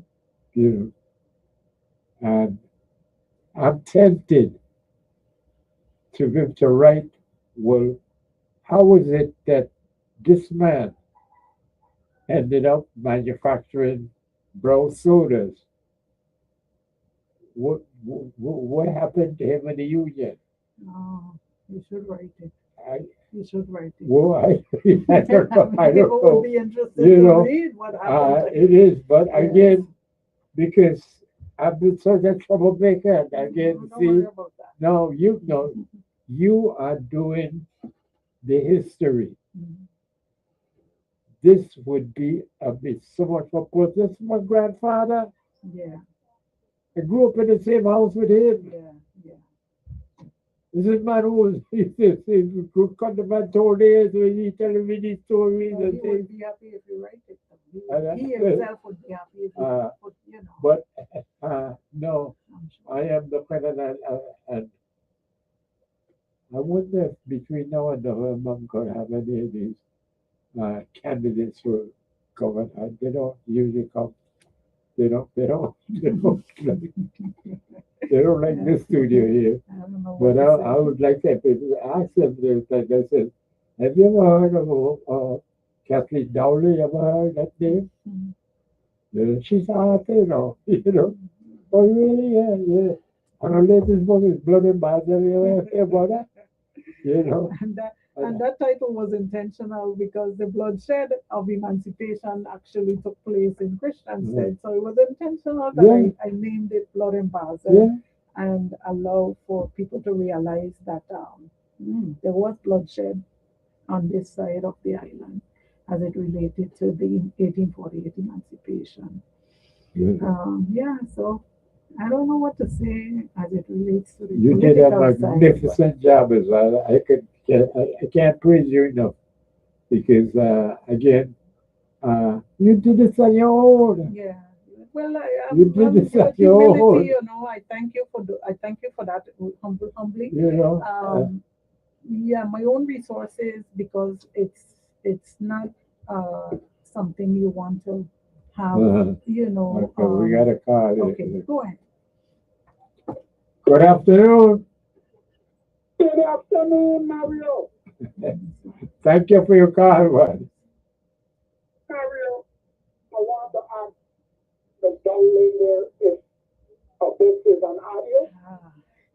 Speak to her, man. Yes, hi, good afternoon, Mr. Williams. I haven't been able to do the audiobooks just yet. The resources have actually been going into getting the translations done. But I've been promising myself I better do those audiobooks because there's a few people that have been asking about Yeah. them. And it's not necessarily cheap to do, but I'm just gonna have to get it done because like yourself, there's a few people asking and they deserve the information also. Yes, because we don't have a book club Okay, every second Wednesday of the month. okay, And I would like to put it in for one of our monthly book reads. yes, So after we don't read the book, we have a discussion about the book and oh, that's great. how it was and blah, blah. So I would think that would be a good idea. Yes, That was my question. So you let me feel good now, but I know that in the near future or whatever, yes, it will get done. I'll do my very best indeed. But I appreciate that. Okay, thank you. All right. Thank you. Take care of yourself, Mr. Williams. Okay, Mario. Alrighty. All right. Yeah. But there you have it. I mean, there are so many people who don't have, I guess, the stature in our little society to be able to, you know, request these things. But I mean, it's just revolting to me, Kathleen. I mean, I see in uh, your face. uh, you but in this world, and like I said, this third one here, I mean, I mean, is just eye opening for me, Mhm. and our government, our Department of Education, our University of the Virgin Islands act as if this is not exist. You know, I mean, this is now the third one, Mhm. and nobody in the Department of Education has ever reached out to you to anything, nothing.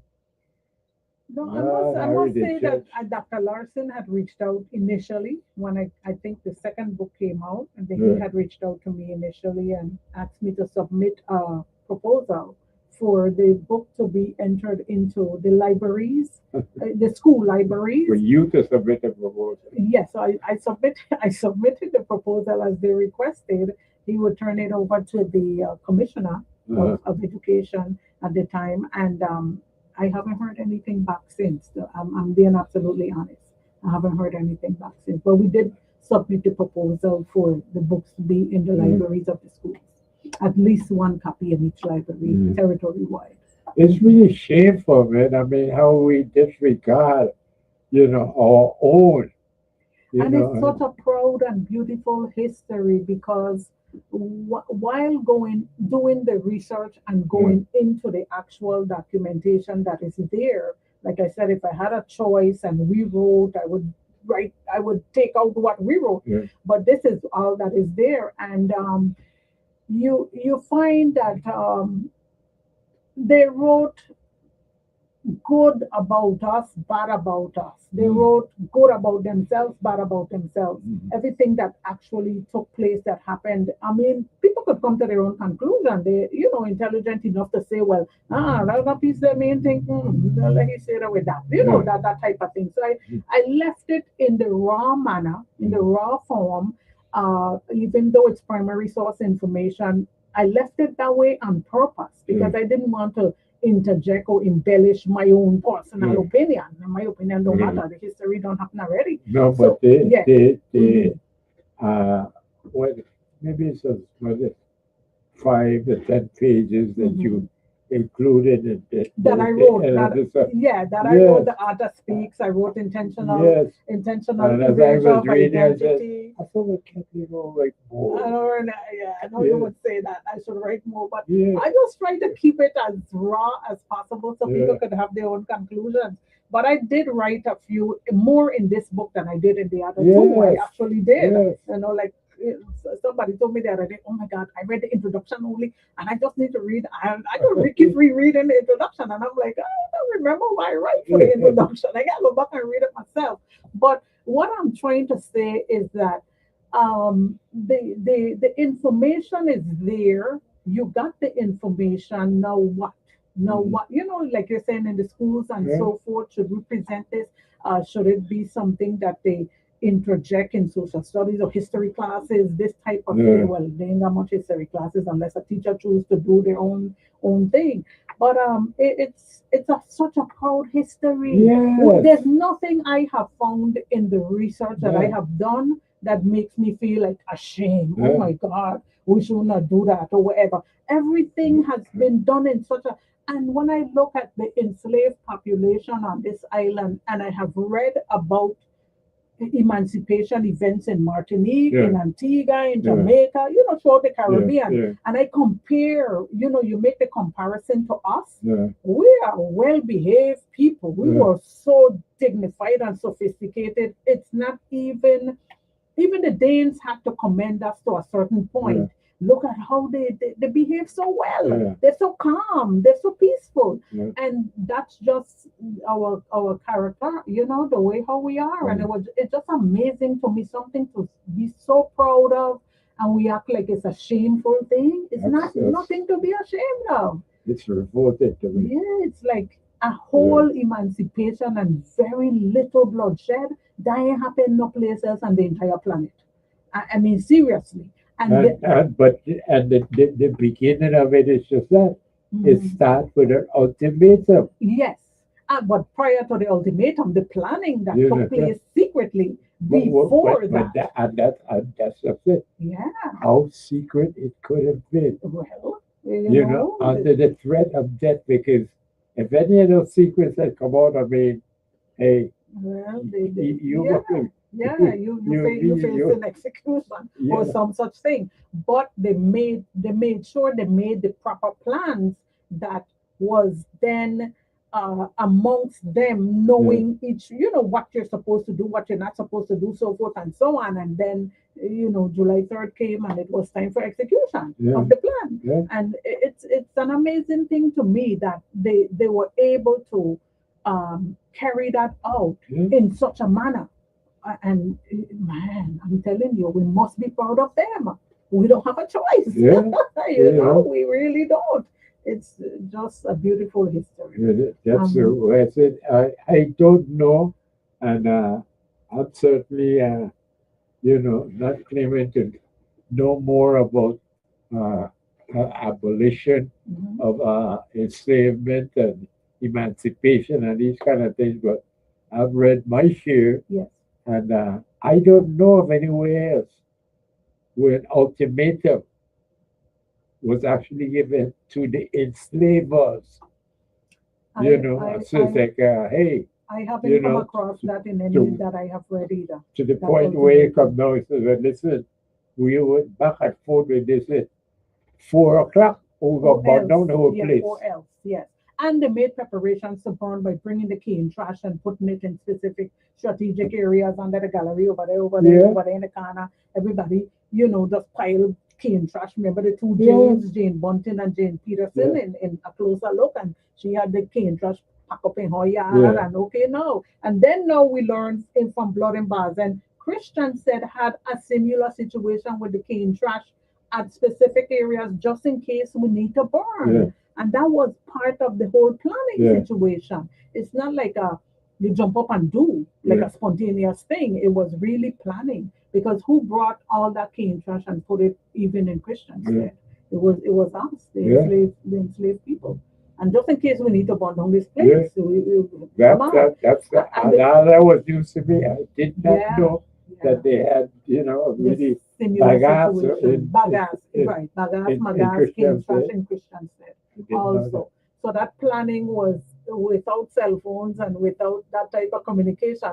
That planning was somehow being moved to and from the And orderlies. according to it, we did say 6 o'clock Yes. is the only time period that I saw in all the readings there.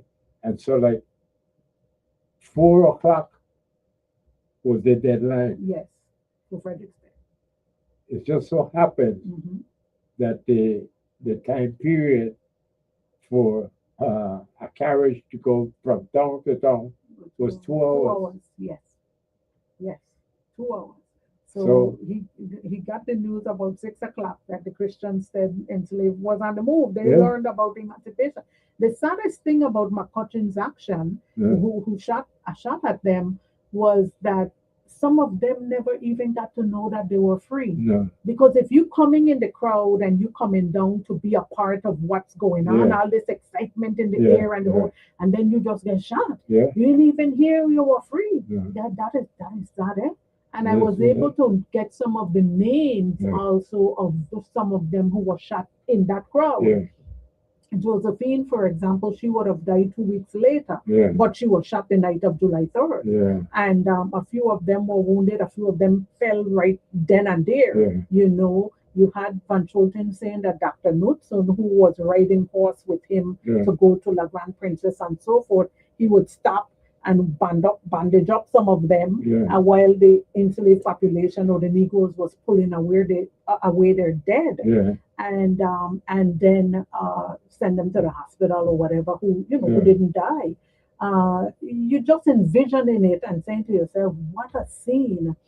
And I know they had chastised the Danish officials in Denmark had chastised Van Schulten for freeing the prisoners. Yeah. You read that part Yes. where Yes. the women of La Grande Princess, when he was riding through there Yeah. on his riding horse that had come up from Frederickson. I realized too they had a horse for the carriage, another one to ride, another one for this, whatever it was. So his riding horse, him and Knudsen is riding through La Grande Princess, and the women came forward and said, "But hold on a minute. You got some guys in prison there that went to prison when we had enslavement. Now you give Sure. us freedom, we need to free them too." Yes. And he thought about it and did it against the officials in Denmark. Yes. But Yeah. he did it. The point was, these gentlemen who possibly thought they wouldn't see freedom anytime soon, in a few days they were let out of prison. Yes, indeed. That was great too. I Yeah. mean, that was one good thing, Yeah. that at least they could Another good enjoy. thing. Another good thing that at least they could Yeah. enjoy, because maybe they went to prison for minor little things during slavery. They had a master have a little trouble, whatever it was. So it's an amazing history, a beautiful history. It is. You know, Yes. but again,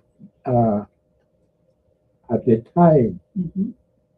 when it's 1848, Yes. we need to learn that Denmark was not a very progressive country. Correct. The Danish language has just been adapted, Mm. and this is why we have problems with the Gothic, The Gothic and the modern. Yes. Yeah, Gothic and modern. Yeah. because again, I don't know if one would at the time would have considered Denmark to be a literate society. Oh, interesting. You know, Very interesting. I don't know that that would be a fitting description. It's just there was the nobility, Mm-hmm. Mm-hmm. and then there was just everybody else. Everybody else below the nobility. Yeah. Yeah. Mm-hmm. Mm-hmm. I see what you're saying. And so that you wouldn't find like so and so plantation owned by so and so who's a Danish. This. Mm-hmm. I mean, you didn't have the typical. Matter of fact, I think it was in this second book, Voices. Mm-hmm. We talked. This is not a book. I'll take it and read it. Did you read anything about the Chewits from Montserrat? No, I didn't. No, No, that's a another different book. book That's altogether. another Yeah. book. Yeah. What do you call it? Okay. But again, the point I was just going to make is that the Danes Mm-hmm. had to make a lot of effort to get other Europeans to come and settle Mm-hmm. in the Danish West Indies Okay. because their society wasn't sufficiently developed. Okay. You Including many Irish that came in and actually Right. became managers Yes. and overseers of the plantations. And hence we got all these Irish last names. Yes. Yeah. Yeah. Mhm. Interesting. Yeah. Very So, interesting. but this is why, like I said, I mean, if I had anything to do with academia here, particularly the University of Virgin Islands, I would be overjoyed to learn about this book and be part. Yes, man, bring them, Mhm. you know, because you get the opportunity Yes. to study them. Yes. Yes. And that's why I say that it should be at the university level that it's just Yeah. shameful that And we saw that chapter where Madam Susanna Yes. She actually had a The mother. handwriting, the mother of Anahita. Yeah. She actually had a handwriting of all her slaves, Yes, yes, listed, yes. listing. When they did the inventories Susanna. in 1811 and 1810, Yeah. and she had to list them. So this was number 5 Company Street. This Yeah. is right downtown Yeah, Christiansted. yeah. And, it's just so, when you drive through Christiansted now, or Yeah. even in the countryside, your mind is thinking of back then, Right. At least for me, it happens Yeah. to me since Yeah. I started to do this research. My mind is always looking at, wonder what a place was like, Right, or, right. that type of thing. So, yeah, I put in there a chapter with her and her enslaved that she Right, had yeah. also, Yeah. So that's something. I mean, it's just such rich information in those Yeah. 3 books. And I have a I don't know. PowerPoint presentation to show next Wednesday night at the university when I do the Say book that again, signing. when, Wednesday, August 19th, 5:30 to 7:30 at the UVI Medical Simulation Center. And we start on time. We don't start 5:35. We start 5:30. As a matter of fact, last year I get up, I say, it's 5:28 and a half. And we're getting ready to start. So we start on time because I respect people's time. And many of the elders that come out don't like to drive at night anyway, Yeah, So yeah. I try to get them out early. Yeah. And so that's the date of the book signing, Wednesday, August 19th, 5:30 to 7:30 1 at week from UVI. tomorrow. 1 week from tomorrow. And we have a PowerPoint presentation to Mhm. show that depicts a lot of pictures from the book and some other things too, Yeah. Basically, I'll take Yeah. question and answer and You do need to it get in out there, visual way. beloved, because this is such rich information about us, who we are, how we come to be who we are, and that is of great interest to me. I don't know how it is that people in high positions here don't seem to care about who they came from, what they came from. And no doubt some of the people in our own families, our own individual families Yeah. was amongst the crowd, was Of there, course. was part of that, Of course. because they brought in so many of us. So if they use first name and last name at the time, we Yeah. see some Morehead, we see some Charles, we see Of some course. this, that, everybody is there. Yeah. Because there were so many that came forward and was, pushing forward and encouraging each other around the time of emancipation. And there's also a chapter, I called it Ladies Alone. It's Yes, yes, what do you call it? Quadrille. The quadrille. I had a quadrille in my head. Yeah. Ladies Alone. And the ladies who were testifying in that section Yeah. basically were telling about their involvement. In some instances, some of them was arrested, and they were telling about their involvement in emancipation, protecting in some instances the plantations from Right. looting and from people, Mhm. hitting out each other. Some people get a little drunk and maybe might have done something. They help Right. to really keep order Yes. on the plantations Yes, and indeed. make sure that too much badness or whatever Yeah. excesses, as the Danes would call it, would have gone on in their specific area. So the ladies were to be proud of also because they really, Ladies alone. ladies alone, they became like the police of their little Yeah, section, yeah, No, yeah, you're yeah. coming here to make my stupidness. That Yeah. kind of way. So I have a section called Yeah. Ladies Alone. Yeah. Yeah. Like you said, why you think that you had occasion to maybe 2 or 3 different places Mhm. speak in terms of the colored people in the West? I mean, You mean in terms of what they had in my writing, or what they had, how they had put how it? they had put it. Oh. I mean, it's like, well, what led them to conclude Yeah. that they, because they're not talking about enslaved, Right. it's so that people of color. Oh, okay. So in that instances, they may be talking about the free Negroes or something like the colored people of the West. Yeah. And I would wonder what made them to conclude that, That's or to what use it- that type yeah. of terminology as Yeah. it relates to the free colored population. Yeah. And then in some instances didn't trust them. Well, as it relates to emancipation, they kind of knew the free colored population would be on the the Yeah. side of the enslaved for the most part, Yeah. unless they were really, gone. But that's, But you yeah, would think so, but yes, particularly the speakers are in the West, yeah. as opposed to in the In East. the east, So yeah. what is it you're trying to tell us? I don't know. I can't figure that one out. I have no idea.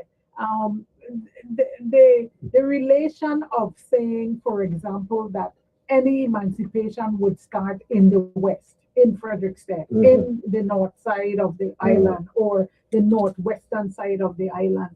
They were referring to the enslaved population in Frederickstead as being less benevolent or less behaved, or some such thing.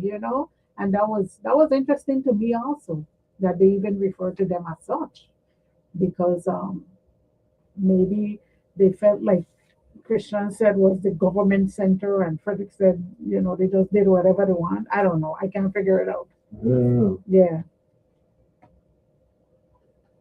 Here it is. Okay. It's 44. Okay. 44. Verse 44. Mm-hmm. 44. We hear. Then That the Negroes of this part of the island, see what I'm saying? The Negroes of this part of the island were the least benevolent. And that the free And colored population in Frederick said could not be trusted. That's it. That's the point. Frederick said they felt like Frederickstead Negroes was less benevolent. They weren't as obedient, or as they just felt different. It seemed. I think it stemmed from maybe the interaction with them, or it could possibly be that they also always felt like the people there was more thinking of emancipation, more planning, more preparing, more focused on that whole, getting to that eventually. I don't know.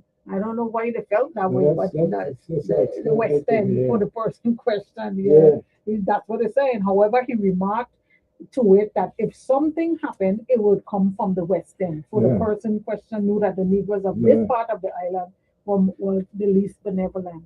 That is interesting indeed. And somebody else had said something similar too. If any emancipation would come, it would come from that part of the island. This is a note from book 1. Okay. From a closer look. Okay. This speaks to Bodo's arrest in 1841. Okay. And I put down here on page 108. Uh-huh. And on page 162, there's one Shofted claiming to have met Bodo. Yeah. And 162. 1841. And I'm saying something ain't right here. I can't figure that out. In 1841, he would have been 20, 21, depending on which month it was. He born in 1820. So 1841, just to remind the public, when he was arrested at that time, was for stealing flour from the master's house on LaGrange, where his father was tied at the wheel, and he stole the flour so his father could get something to eat. Whether they make pop, whether they make cereal, whether they make Johnny cake, I don't know what they did with the flour. But the point is, my dad is tied to the wheel. The feeding time come for all the enslaved population, and they're not feeding him. And like I said back then, none of us would sit and watch our dad starve to death. So he stole the flour and was arrested. Got 30 lashes as a result of that arrest in 1841. And then they arrested him and his friend Samuel a few months after that for basically the same thing. And his dad was known as trouble to me, because see, on the page 162, this is what it says. This is Peter Van Noten writing to this letter to Maria Ide. Maria Ide. Yes, I remember August the letter. 1852. Okay, this is. And he says, yes, I remember Jabo, deeply honorable man, whom Anna introduced me to in 1841. Now, that don't sit comfortable with me at all. Because this is 1841, He's with 20, his second time now. This is the time when he got 30 lashes. yes, he's 20 or 21 years old and got 30 lashes for stealing at Yes, the huh? time. Yeah. And here now is, you are writing this letter Mm-hmm. saying, yes, you know the man, Mm-hmm. this deeply honorable man Mm-hmm. whom Anna introduced me to in 1841. While he is young. Now, could it be that because they loaned out General Bodo, they could have had that meeting at some point? Correct, but all right. Could it be? Why Mhm. why would you address him as this deeply honorable man? Because he felt that way about him, even though he stole and he got lashes, but he still felt that way about him, I think, because everybody that described General Bodo's character, not just Van Scholten, Major Gillick, who was with him on the day of emancipation, the other writing generals, whatever you call those people, the military people that went around after emancipation to the different plantations, all the others that wrote about General Bodo, they all said he was a good person. They all described him as a leader who was just nobody had anything bad to say about him. So I But would this think, is the same 1841 yes, when he's a young boy then. I mean, not young, but he's 20, 21 years old, much younger than, in 1848 when he's 28. well, it doesn't speak to me as but a young man. Yeah. This deeply honorable man Hmm. whom Anna introduced me to in 1841. Yeah. No, you have to remember also two things could have happened there in my estimation. Some of Anahiga's enslaved population came from Shimoman's plantation in LaGrange. She had 15, I believe, in total. Maybe Yeah. one or two were children at the time, because I Mm. think Maria came to her as an enslaved lady with her two children that eventually Anna used to say were her children, but really it wasn't her biological children, it was Maria's children. So some of Anna's slaves came from the same plantation as General Bodo was on LaGrange. It could be that. I don't know. I'm just saying. I mean, we've got to look at different perspectives, because remember, this was a 20-year relationship between Anna and Peter. Peter Van Scholten and Anna had a 20-year relationship. And I don't And know during that time, any place Mhm. whether in your books Mhm. or anywhere else have I ever read anything where Anahiga Mhm. is speaking kindly of enslaved people. She speaks of She the speaks free, of the free colored free people. colored, Yes. not the Yes. enslaved. No, but she's not speaking in that specific portion that you read. So, She when just it- but did that's the just it. introduction. He's saying there was an introduction. How it came about, we don't know. I personally don't know. It doesn't But sit well with me I at all. understand. I understand. You would think more into it than is actually there. You know, I understand. but this is something that should be Yeah, taking quite a place at the conversation. University of Virgin Islands. Yeah, we So having that- quite a conversation, quite Yeah, a dialogue, as we would say. Yeah, It's quite a yeah. dialogue.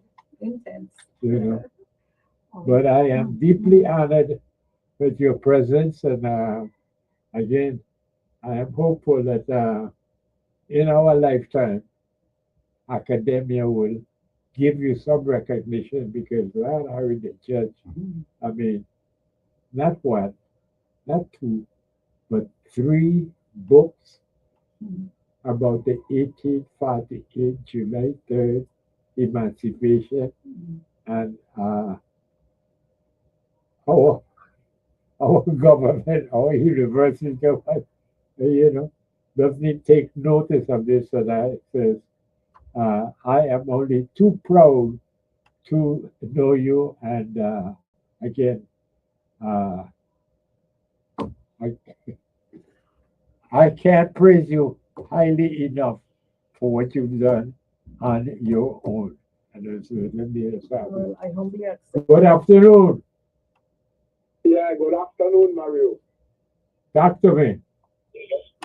Yeah, you're pondering on how and he got talk about Bodo. Yes. So maybe you are one of Bedouin.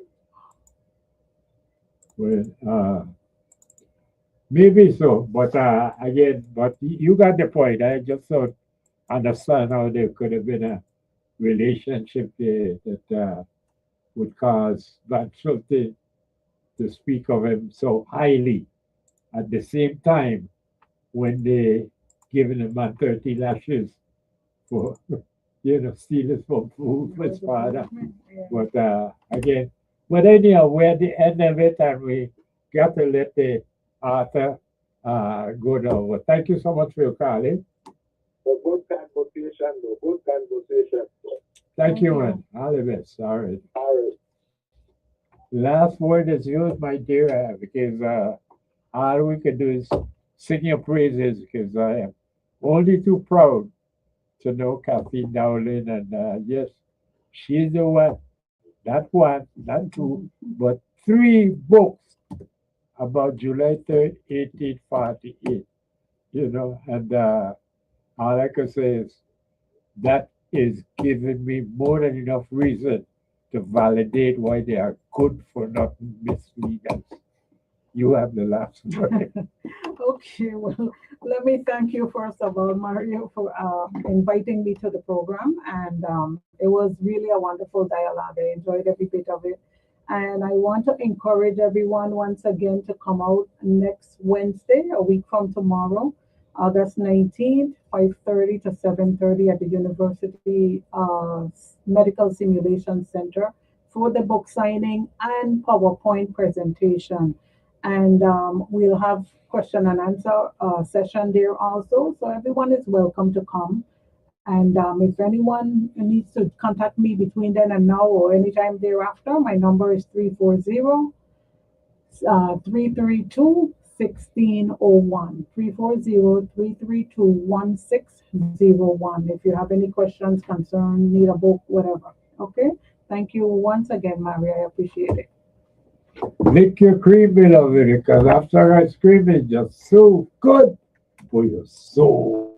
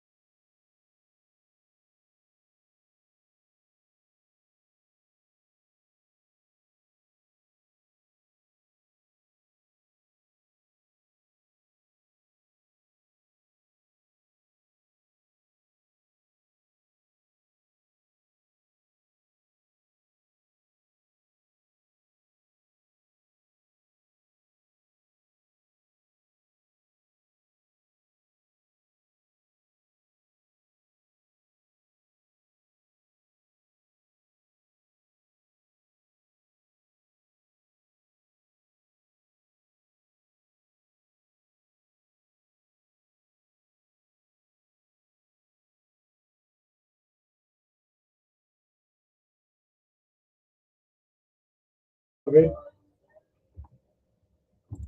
And yes, indeed, it was uh, a major accomplishment by a Crucian patriot by the name of Kathleen Dowling. Beloved, I don't know just why or how we have become so immune to the richness of our history, but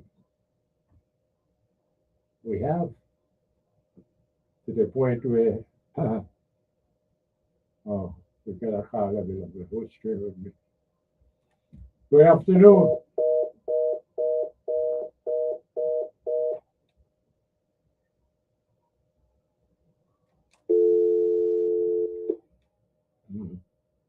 I thought we did.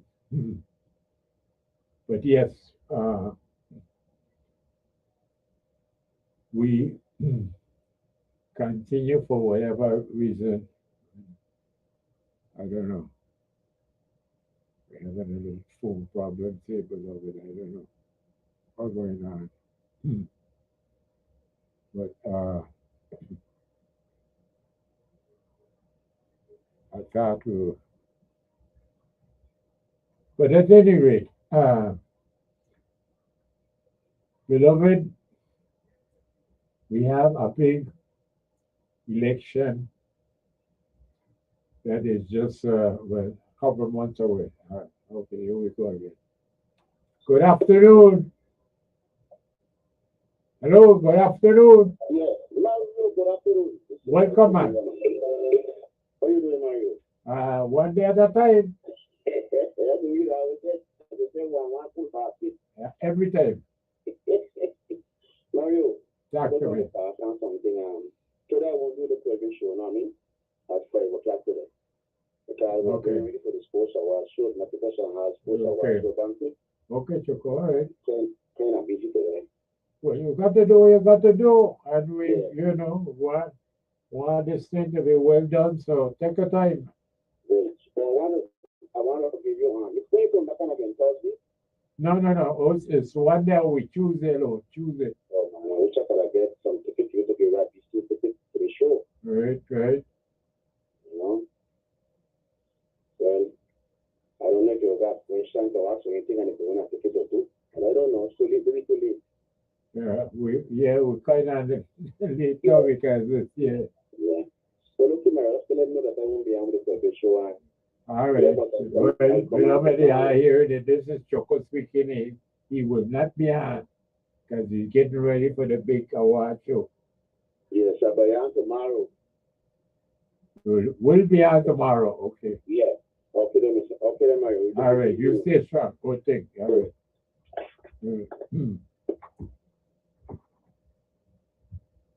Yes, beloved. I was just getting ready to say that we got a big election coming up, and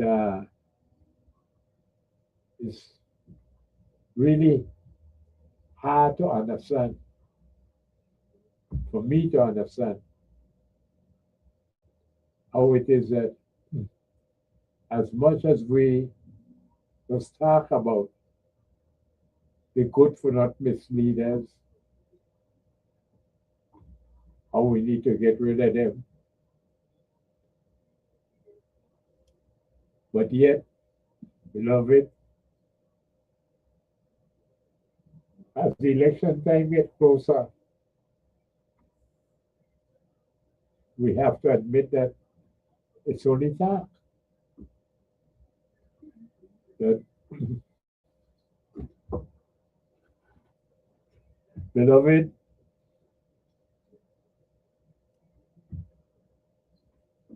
I was very, very surprised that a lot of the baggage that one particular candidate for governor had was never mentioned, never talked about, never brought out. And to this day, I find it very, very difficult to comprehend, to just to understand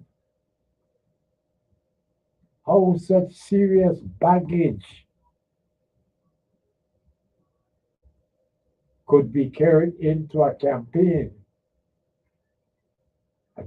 for governor, not in this, for governor. And it's not even mentioned. Now you must say, well, Maria was just a primary election.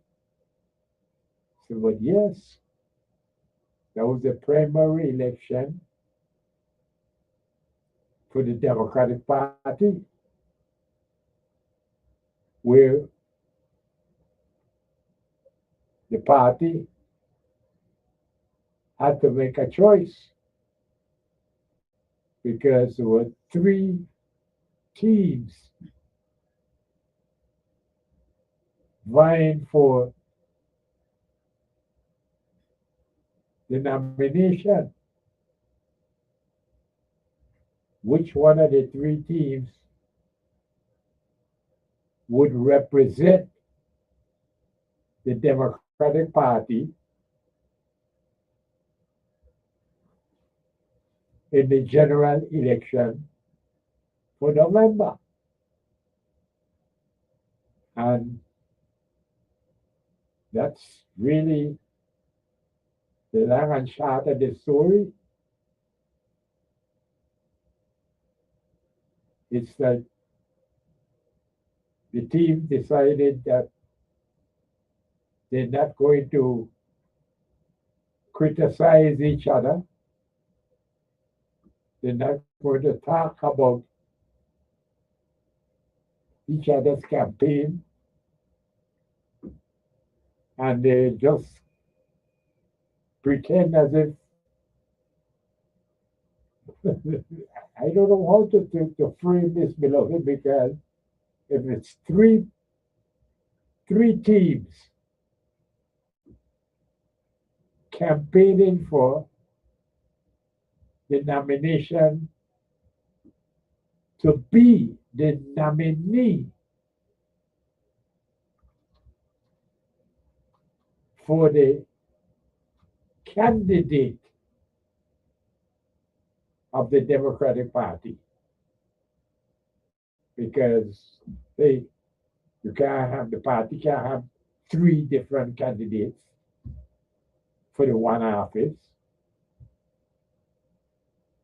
So they had the primary election to eliminate two out of the three.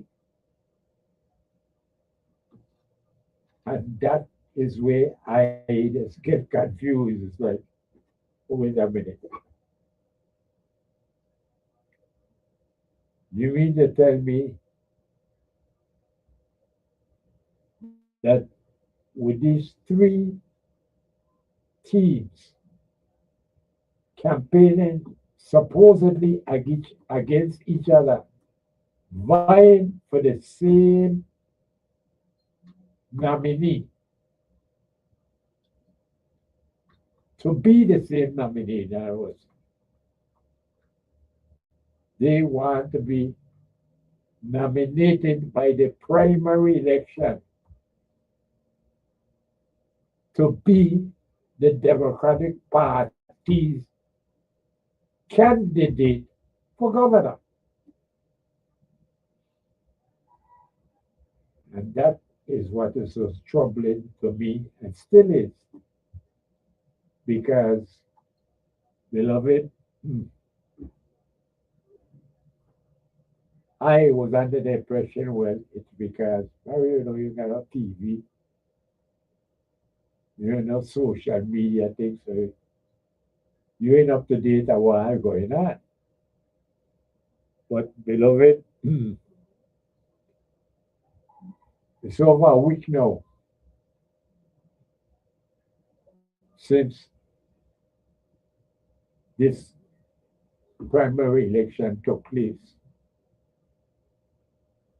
And I talked to enough people, and they all said the same thing to me. So, you know something, man? I was surprised too.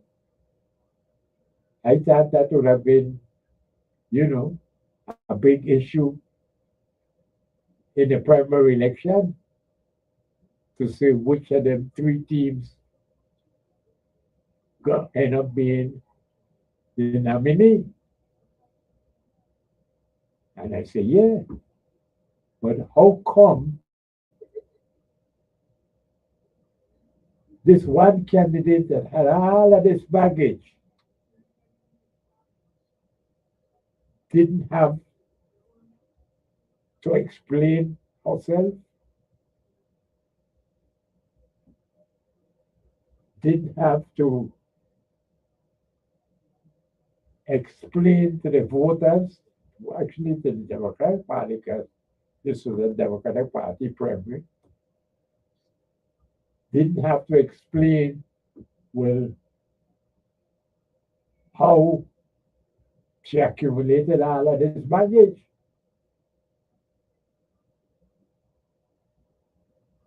She didn't have to say anything because I don't know if they had some secret agreement or whatever it is that they were not going to criticize each other. But you tell me, beloved, you tell me, how is it that three teams could vie for this one spot? Three of them trying to be the nominee.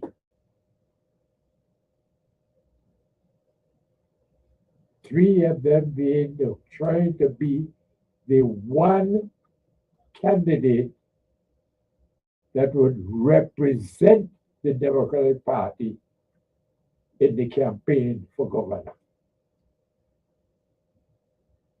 And nothing was said about it. It's like all that package was not really there. And despite what you might have heard, didn't hear, somehow nobody had anything to say, son. And well, I guess it's still problematic with me. I don't understand how it is that we went through that primary election without any discussion about the whole lot of package that one candidate was carrying. I don't understand it. I don't understand it. You tell me, beloved, because I I don't know what to say. I don't know what to say.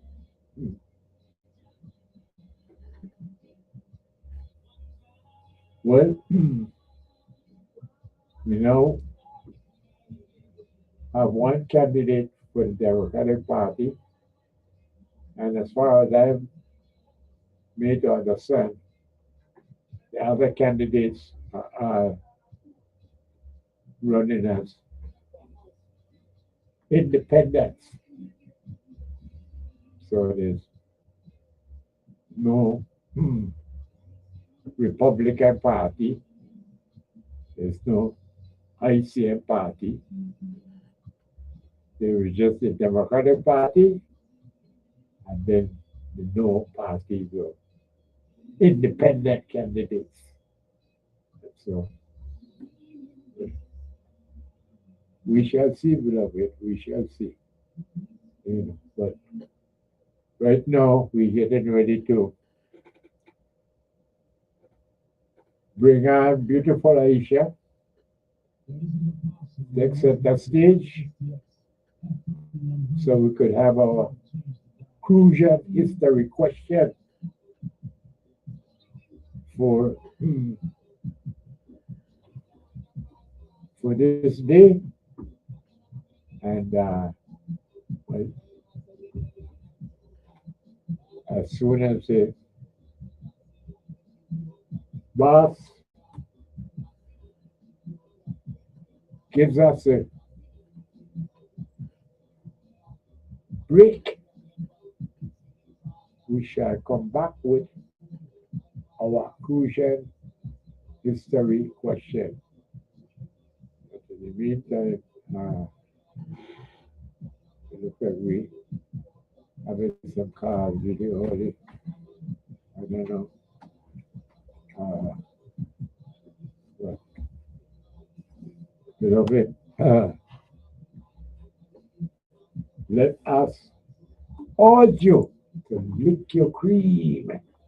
Have some ice cream. It is so good for your soul.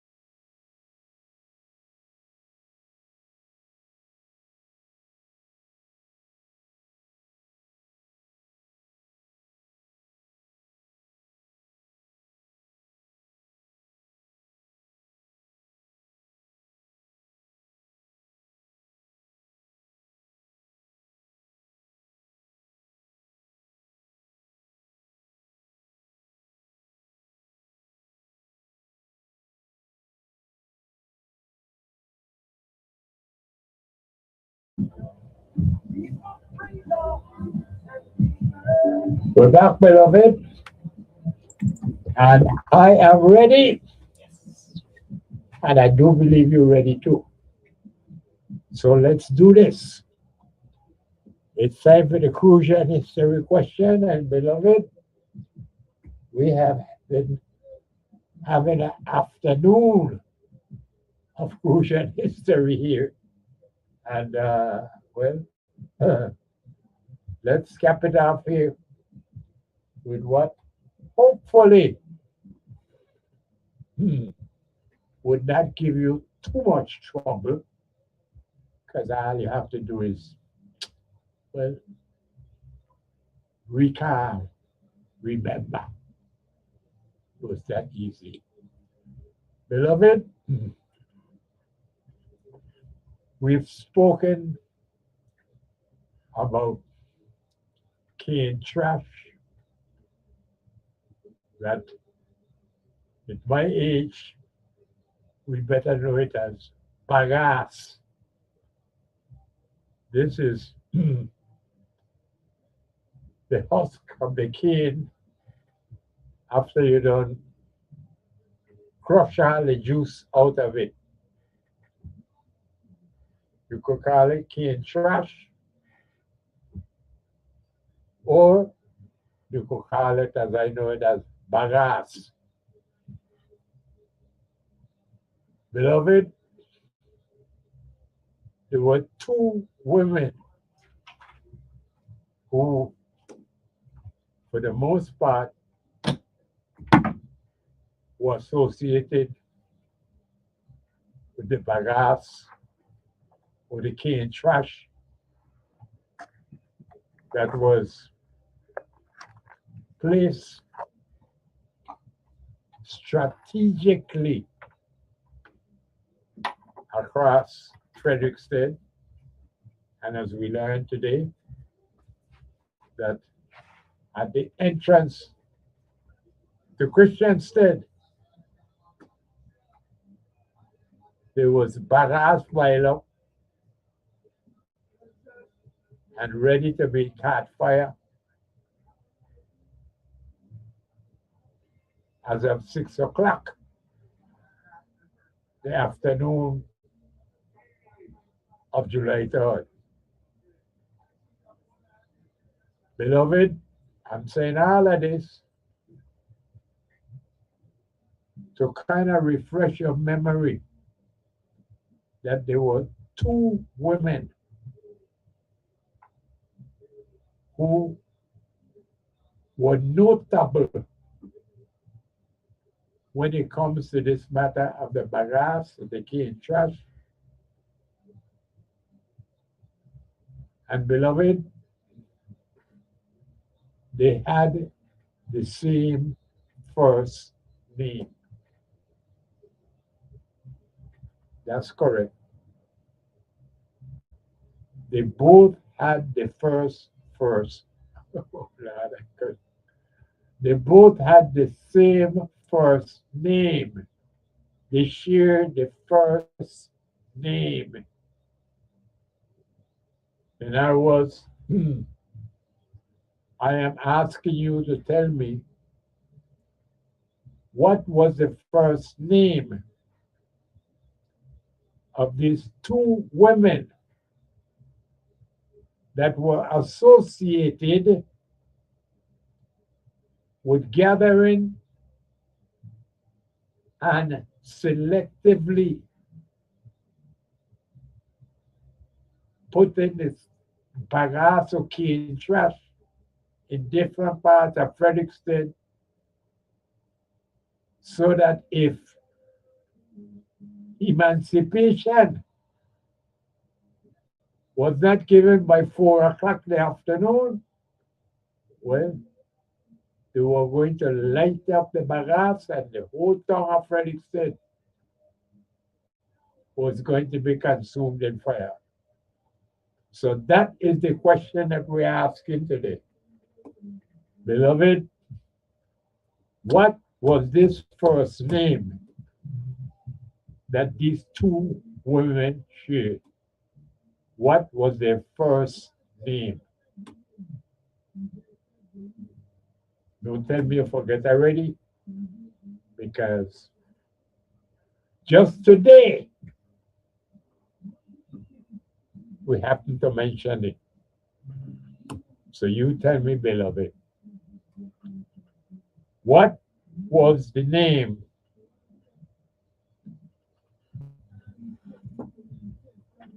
of the two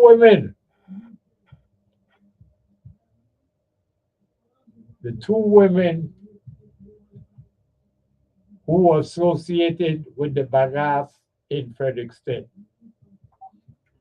Good afternoon to you. Talk to me. Marie. You said Marie. Your name was Marie. Yeah. Yeah. Well, beloved,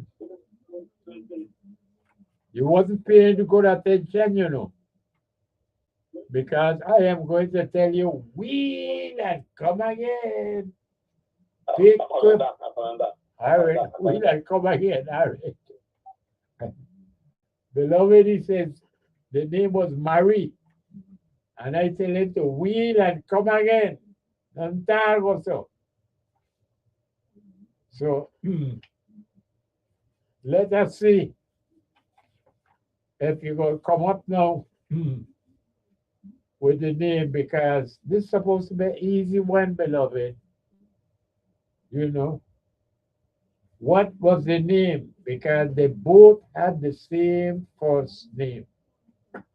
The same first name. Tell me, what was it? Good afternoon to you. Was it Susanna? Was it Susanna?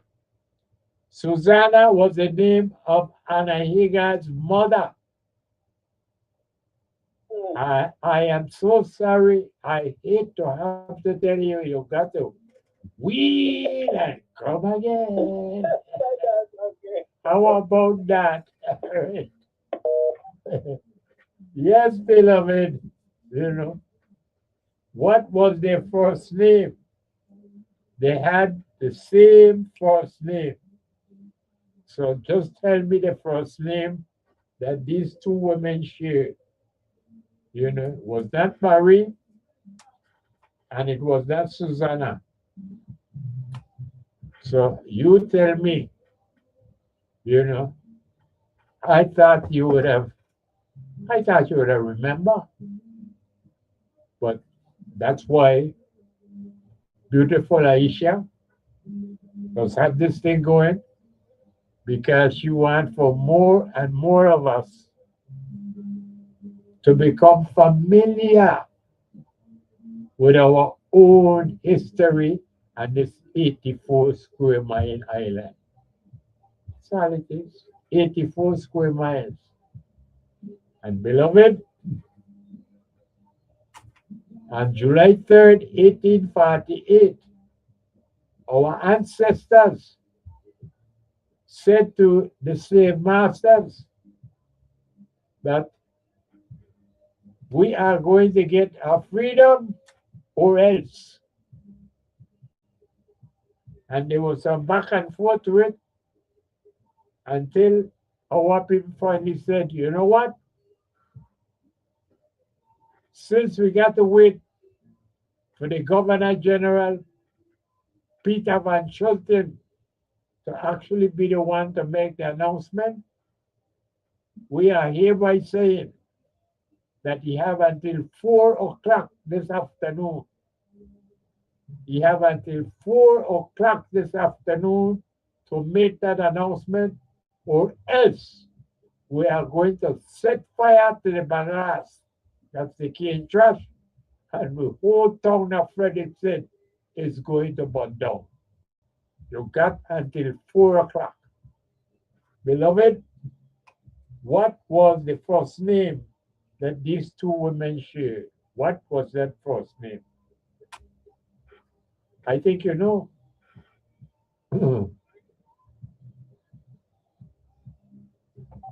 Good afternoon. Yeah, good afternoon, Mario. I would say Agatha. What? Hello? What? Hello? Yes, I said Agatha. Agatha. You say Agatha was the first name, and I am going to say to you, Whelan, come again. Uh, Beloved, you really letting me down. I thought you had better memory than that. I thought you would remember the name. I really thought so. And now you're letting me see that your mind is as bad as mine. You don't remember.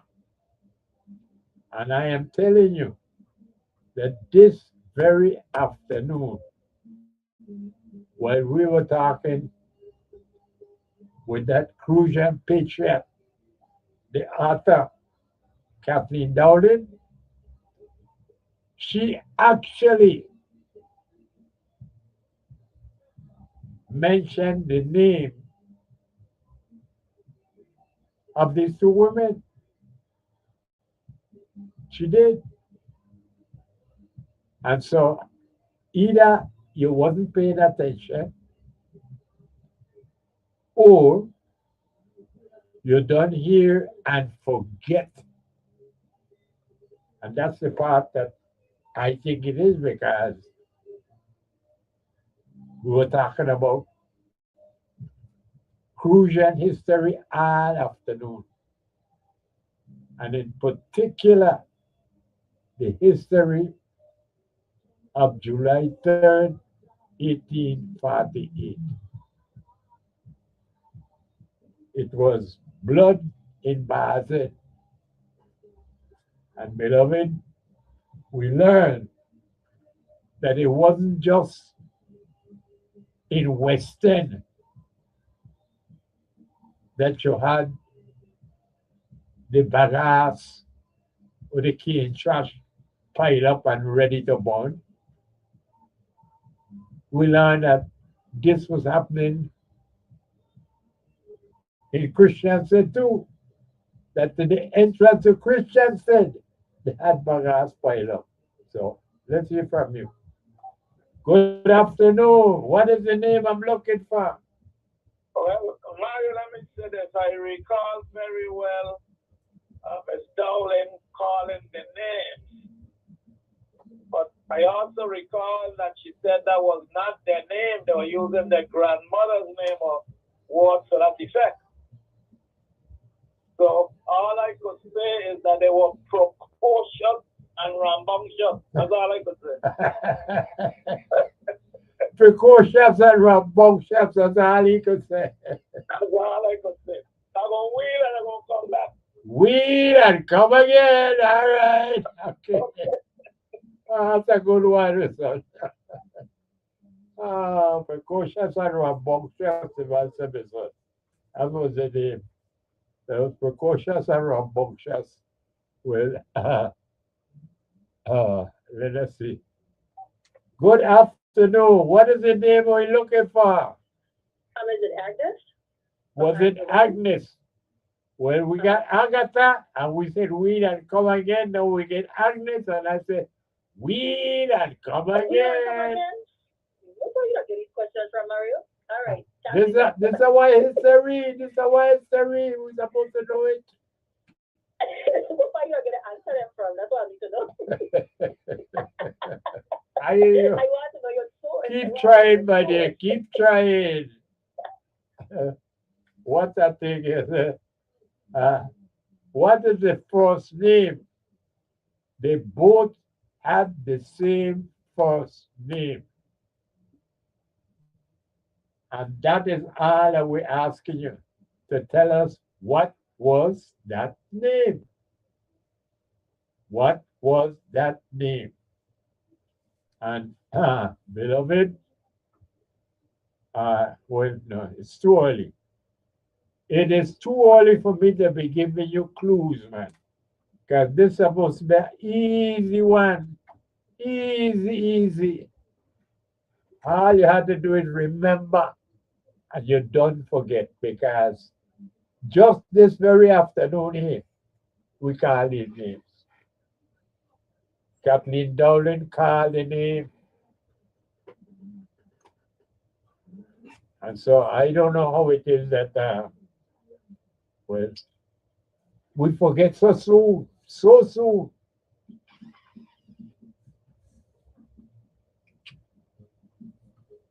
You don't remember?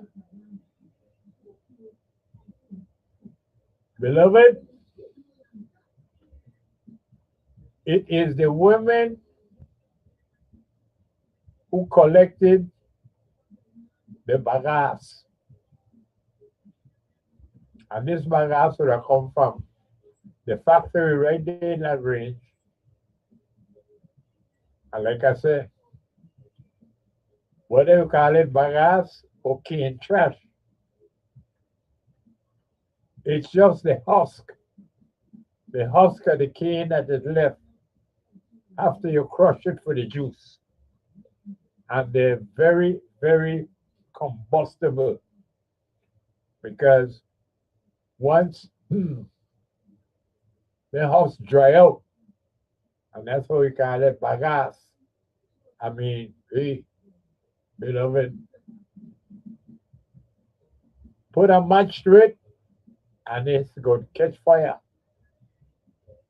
And that is what these two women were responsible for in West End,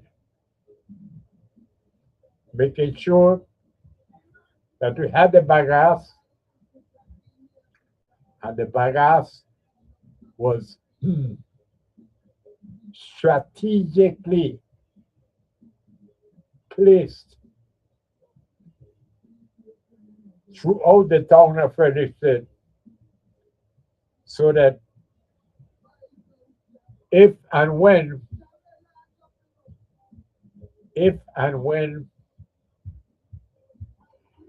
the 4 o'clock hour came and there was no Peter Van Schulten, well, beloved, it was going to be Frederickson and fire. Good afternoon to you. Yes, is it Mary? Is it Mary? That is my one and only sister's first name. We just call her Peggy, but it's Mary.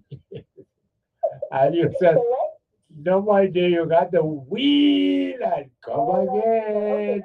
It is Mary. It is Mary. All right. Lord Harry the Judge. Are you making me feel shame now? Because you're supposed to know this. I tell you this very afternoon, you heard Kathleen Dowling call the woman's name. You heard it yourself.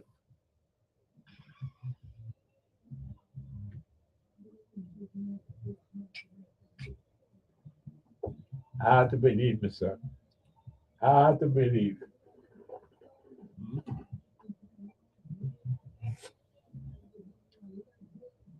But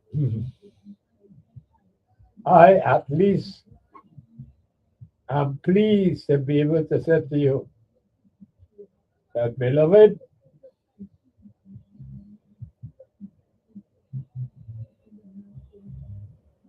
I learned that the entrance to the town of Christiansted,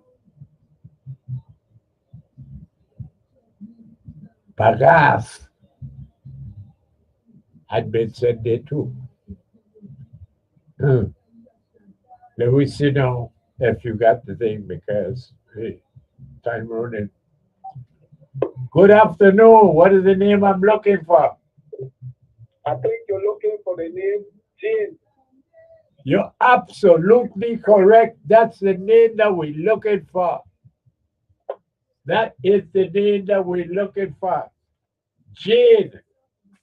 Jane Peterson and Jane Bunting. You remember the name now? Yeah, that right. Yes. Jane Peterson and Jane Bunting. The two of them had the same first name, Jane. Jane. All right, Mario. I got it. When it's about time, man, because hey, Yeah. me know what wrong with you when you what they call it, but you slip it up big time. So You know what? You know what was happening? no, I've been on one name. You call his name but 3 times, and I was focusing on that name there, but it took me for a loop there, but when when let me come back and do this thing straight, you know. Well, son, it's about time you tell us who gonna get this ice cream. Horace Crichton, the partner Horace Crichton.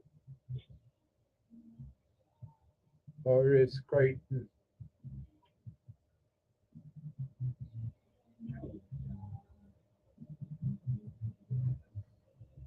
So that's it.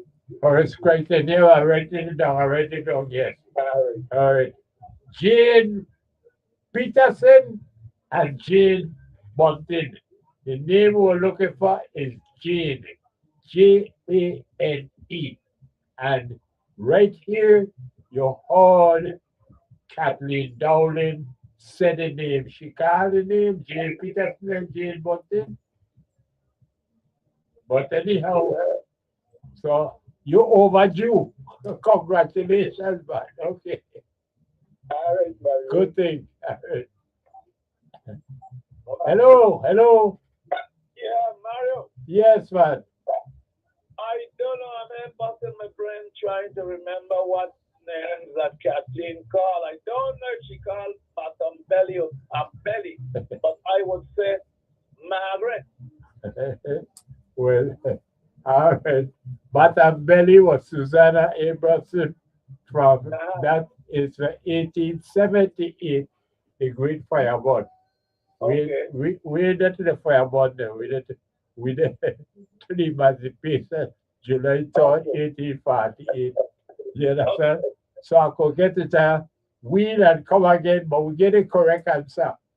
Oh, you got it? We get the correct answer just before you. Why then? Jane. Jane.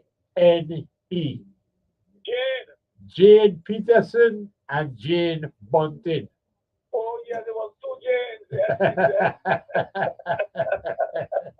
And I don't know why it take you out so long because you know, right here this afternoon, you know, Kathleen Dowling said the name right there, That's true. Jane Peterson and Jane Bunting, and I was saying to myself, I wonder if I should still stick with that question because I had it in mind, you know. And I am thinking that they ain't gonna take more than 1 or 2 cars.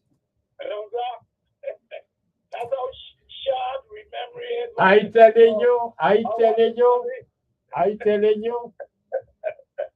you know. But let me ask you something. Yeah. Back in the day, I have heard about some burning down of cane field. Now, it might have been in St. Kitts. Yeah.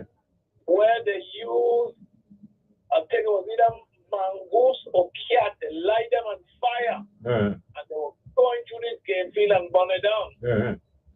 But of course, with the trash record, the Bagasse. Bagasse. How you spell that? Bagasse. Bagasse. But what is the meaning of that word, though? That one I can't tell you. Maybe it has maybe something to do with Danish or that. I really don't know. Probably, yes, probably Bagasse. But and I was still, you know, of age when sugarcane when at the death 1966 is when they shut down the factory, and at that time I was what? Yeah, I was 27 years old. Right. Well, I wasn't that old, but I was alive. You know. So yes, and we used to call it bagasse. It's just after after you crush the cane, Yeah. the husk, once you dry up, oh man, it is very combustible, very combustible. Oh yeah. It's like a fuel in itself. Yeah, yeah, yeah, What is that? yeah. Well, okay then. Alrighty. Yes, sir. So, beloved, we finally get the answer. Jane Peterson and Jane Bunting. The first names Jane, Jane. And so that was the name that we were looking for. The correct answer was Jane. Jane. Jane.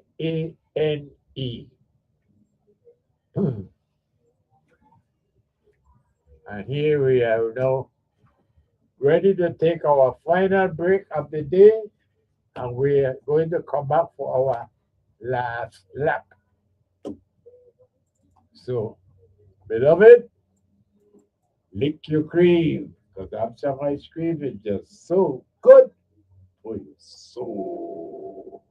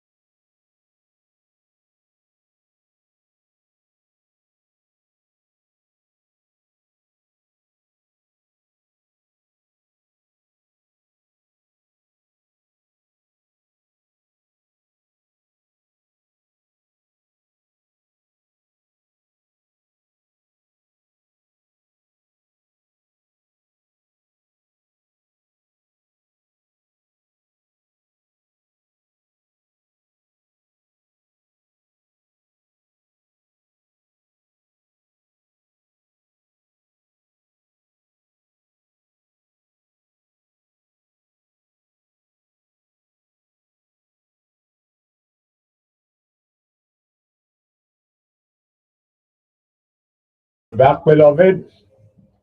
This is what we call the last lap. We've had quite an afternoon of Crucian history, particularly centered on the July 3rd, 1848 history.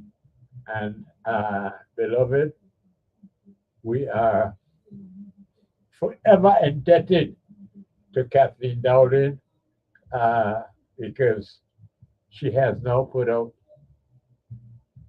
a third book about the July 3rd, 1848 emancipation. And this one is called Blood in Bazen. Blood in Bazen. Good afternoon to you. Yeah. Good afternoon. Ah, The word bagas is a French word and the Spanish word bagazo, and they both mean Okay. And it was originally used for the material left after pressing olives, walnuts, and grapes. But then it became more popularly named for the refuge after crushing sugarcane and sorghum. Okay. And the remnants, bagasse is used as a biofuel, so waste energy. Yeah. It produces a lot of energy, which can be then used for electricity. That's the part that we're familiar with. Growing up, we knew that because well, we still had a lot of people who cook with coal pot, Right, and like, so I know bagasse to be very very combustible. Let's put it that way. right, Yeah. right, and hence why they were planning to use it to light up Frederickson. Yeah. Yeah. Yes, indeed. So Yes, yeah, indeed. so this is our past connected to hopefully our future with waste energy. How about that? That yeah. But we don't pay Yeah, attention. That's the all. problem. It's right in front of us. Exactly. And as you said, it's known. It was used to light the coal pot, and also was planning to be used. So this is we know this. We have the knowledge, we have the stuff right here. Yeah. But we just refuse to use it. Yeah. We rather shipping oil from Venezuela, oil that we don't have. Right.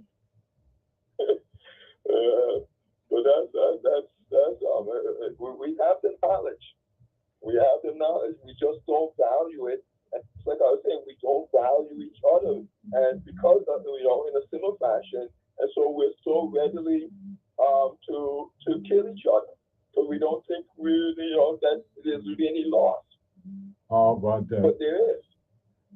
We need to start valuing each other and valuing the knowledge and expertise that each of us have. Well, help me out. Give me your thoughts as to why,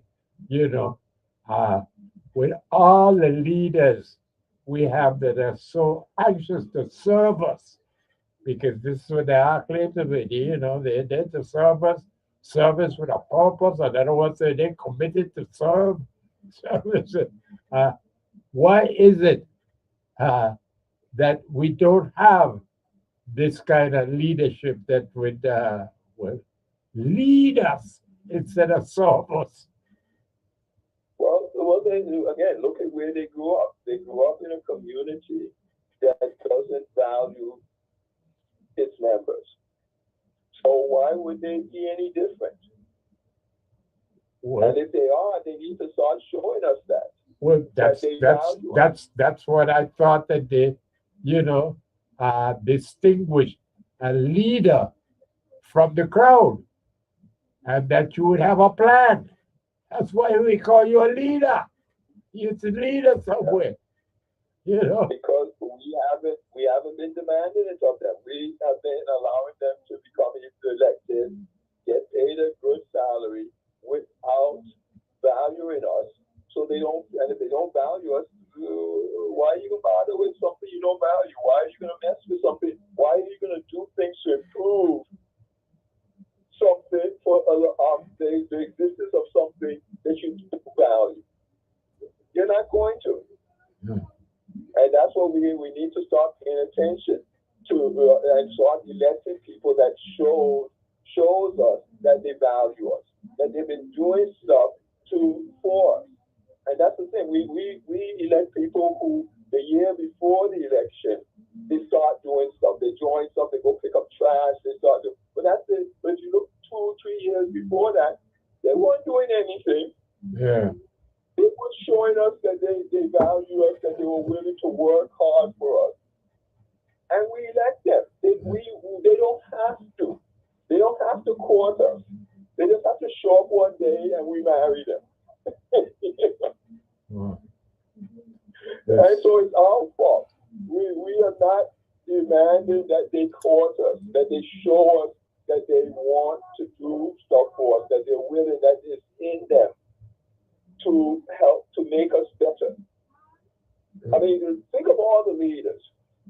how many of them we have elected, how many of them have shown beforehand that they value the people, that they are willing to work to help the people, that how many of them can point to people that say, I mentored this person since they were in high school up to when they now end up in the career that they wanted. How many of them can say that, can point to individuals, including some of them who were educators? I know they taught, but I've never heard anybody say, this person helped me, saw something in me that I didn't see, and helped me develop it to the point now I am such and such. Have you ever heard any of them, anybody ever come forward with any of our elected leaders? Unfortunately, no. That's what. And so you should be surprised with what we get. Matter of fact, earlier, I think that was even before I brought on Kathleen Dowling, when it opened the program and saying that we've had was that what it was? But at some point today, I was reflected on the fact that we had a primary election, 3 teams vying to be the nominee for the Democratic Party for governor. And they never criticized each other. You know, it was as if there was a pre-arranged I don't know, just agreement that we're not going to be critical of each other. We just, campaign. I don't know how you campaign, in a field of 3 without, But they don't have to. So why do that and potentially gaining enemies and doing it when you don't have to? The people will vote for you anyway. As I said, none of them, you would think that, okay, if they're a political leader and they're trying to work towards and stuff, that they would have some track record of bringing people along. That somebody would say, yeah, I remember I was in so and I didn't know, and they should have directed me in the right direction. They gave me good advice. My career, I would not have had it if it wasn't for their guidance. They are nothing along those. I've never heard any of the people campaigning talking about what they have done for the people. Just as I said, the year before, they're picking up trash. The year before, they're in this group, they're in that group. But 2 years before, 3 years before, nothing. This is not their habit. This is something they just did for a year to get votes. And we vote for them. Wow. We don't require them to actually be involved in our community, helping our community, and having a track record of this. Obama, when he ran, before he got started the political game for senator, he was a community activist in Chicago. He had a long record of helping the people of Chicago. When he got in as president, what did he do? He continued to do stuff for the people because it was in his blood. This was his habit for many years. But if it's not in your blood, it's not your habit, you get in there and you drop it because it's not you. Well, we are preparing. So we are now preparing for number 10. This would be the 10th governor that we would have elected. And it seems to me that I'd have a hard time trying to find one of these 9 because the incumbent now is number 9, I would have a difficult time trying to find which one of these 9 I could say was well a great leap forward from the appointed governors we used to have. Yeah, yeah. We should not be surprised with what we get because we don't look for even the ones that have been involved in things that they should have had the opportunity to have guided young people. You don't hear, all you hear is they were the head of this, but you don't hear anybody, none of the people, young people involved, come and say, this person helped me do this. Yeah, and they were the head of that organization. They had plenty of opportunity for that to have happened. And not one young person is saying, this person helped me, guided me. We should not be surprised with the outcomes we get. We're electing people to help and then to push the community forward, to help the farmers become better farmers, to help the bakers become better bakers so that they can sell their products and we can get taxes from that. That's what governments do. Governments help their citizens be better at what it is they do so that they can sell their products outside the area and bringing in money to it. They pass laws that will allow the baker to be a better baker, the farmer to be a better farmer. Well, whatever it is. You're talking about someplace. You're talking about someplace other than the Virgin Islands. We don't make things here. We don't produce anything. No, and that's why we import all the stuff. We import stuff from the places that do this, that make their citizens, their companies better, and that their products are better, and then they sell it outside and bring money in. So they sell it to us. So we buy the products from the farmers in other states and territories where their government has helped them produce and export a better product. Yeah. But we refuse to do it with our people because we grow up thinking our people can't. That no matter how much help we give them, they can't produce. So why bother? And that's the common thought for most of our people we elect.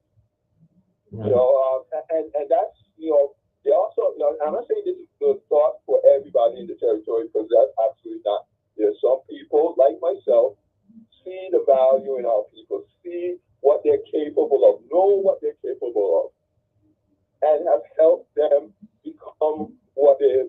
And we should see that.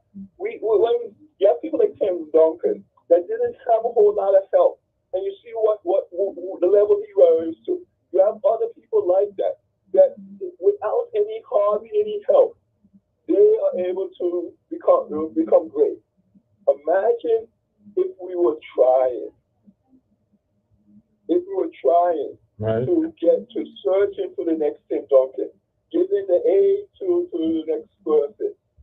Imagine if we were trying, and that's what I thought about when I decided to come home. I saw all the people that in my class and others that went on to do all kinds of stuff, and I was like, imagine, and this is without us, the community, really trying. Imagine if there was some effort, some sustainable effort in trying to help our people become better. But we're getting these results without it. Yeah. If we were putting half of the effort, we would be, so much greater. The community would be so much better if we were actually trying to do this. Right. We have the potential. Our people have the potential. They're just not living in a community that helps their people. For example, Apple Computers, Steve Jobs and Steve Wozniak, if they were not in Silicon Valley, they would not have been able to do the stuff they're doing. The neighbors of Steve Jobs, they were workers in Silicon Valley. They used to have these computer clubs and stuff, and this is where they got a lot of their ideas and encouragement.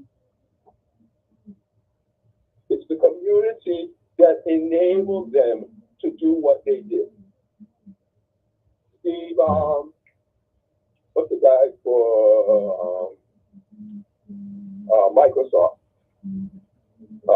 Bill Gates. Similar thing. He didn't do it out in a vacuum. He had a community. His middle school, they had back before personal computers weren't a thing. Back before there was their schools had time on these gigantic mainframe computers. And so when he was in 8th grade, he was able to start programming. And this is what gave him the ability. And then it turned out also his mother ended up being on the board of IBM. And this is what gave him the ability to do what he did. So we need to do better. We need to start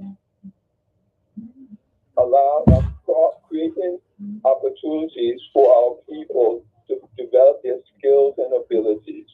And we as a community will benefit from it. There will be a benefit in the end. All right. Well, but we gotta try. We gotta start, doing something. Will do. And I'll talk to you next week about it. But I found with the money we're getting from FEMA for the power plants, we could build 2 natural gas power plants in St. Thomas, and 3 of them. Well, get ready for next week. Yeah. All right. So next Tuesday, I'll bring the numbers and talk to you. But the money they're giving us, we can do so much with that. Like I said, we can do the solar, waste energy, and natural gas. Okay. There's enough money for all of those things, and still have money left back. All right. All right. Will do. So, Thank you. Looking forward to talk next week. Right. Okay.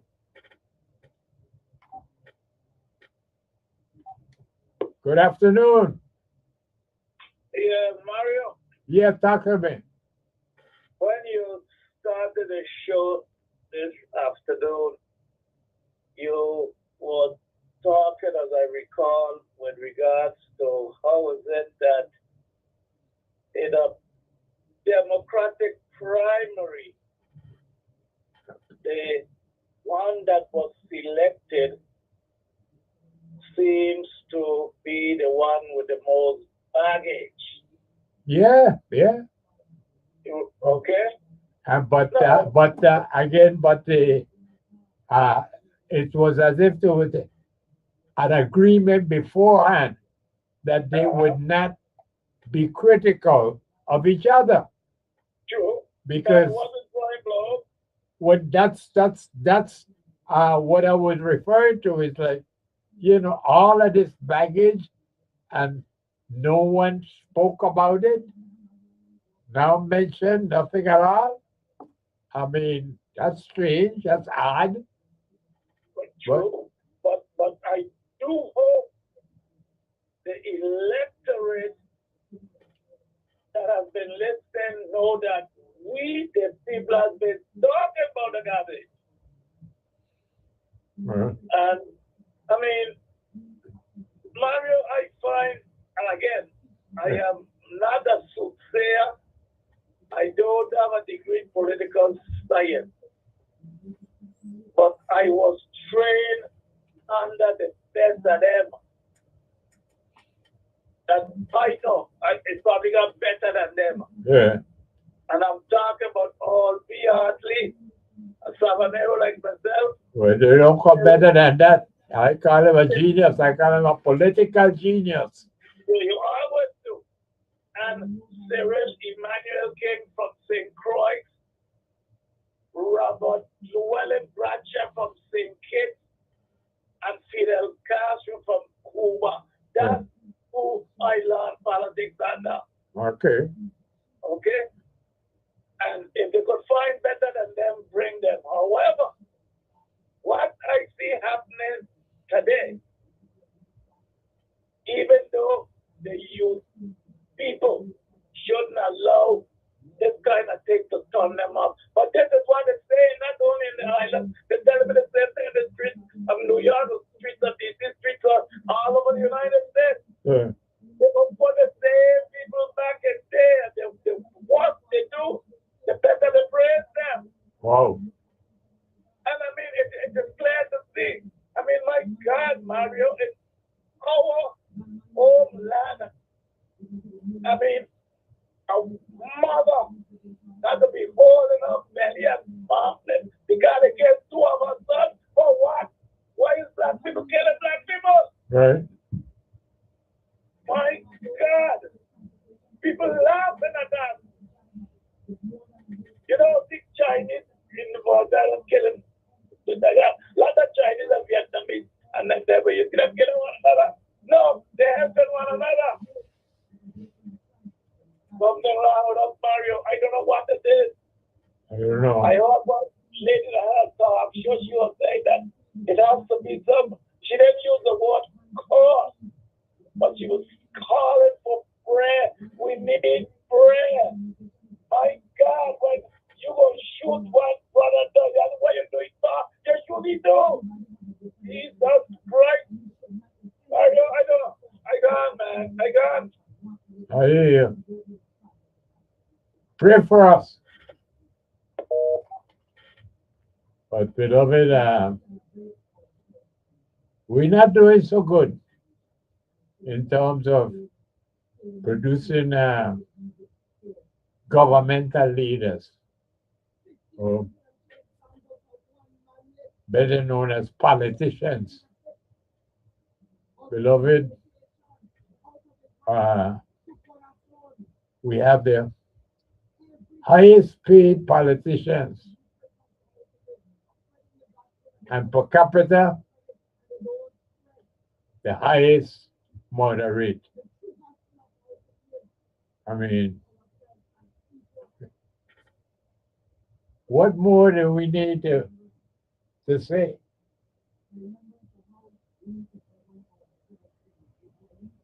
The highest compensation. No head of government in the entire Caribbean makes the kind of money our governor makes. It's unheard of. That's the kind of money our governor makes. At the same time, this community, less than 100,000 people per capita, we have the highest murder rate in the Caribbean. And it's not a problem to our governmental leaders. It's not a problem to our politicians. And like you said, this scholar, you say, we have politicians campaigning for the highest office with all kind of baggage attached to their personalities, and it's not even mentioned. Don't hear a word about it. And it's just not problematic. As the caller said, it seems like beforehand they agreed not to criticize each other, not to be critical of each other's campaign, and to, well, just let the Democratic voters decide which Democratic candidate they want to be the nominee to represent the Democratic Party as a candidate for governor. Who knows, beloved? I don't know. I don't know.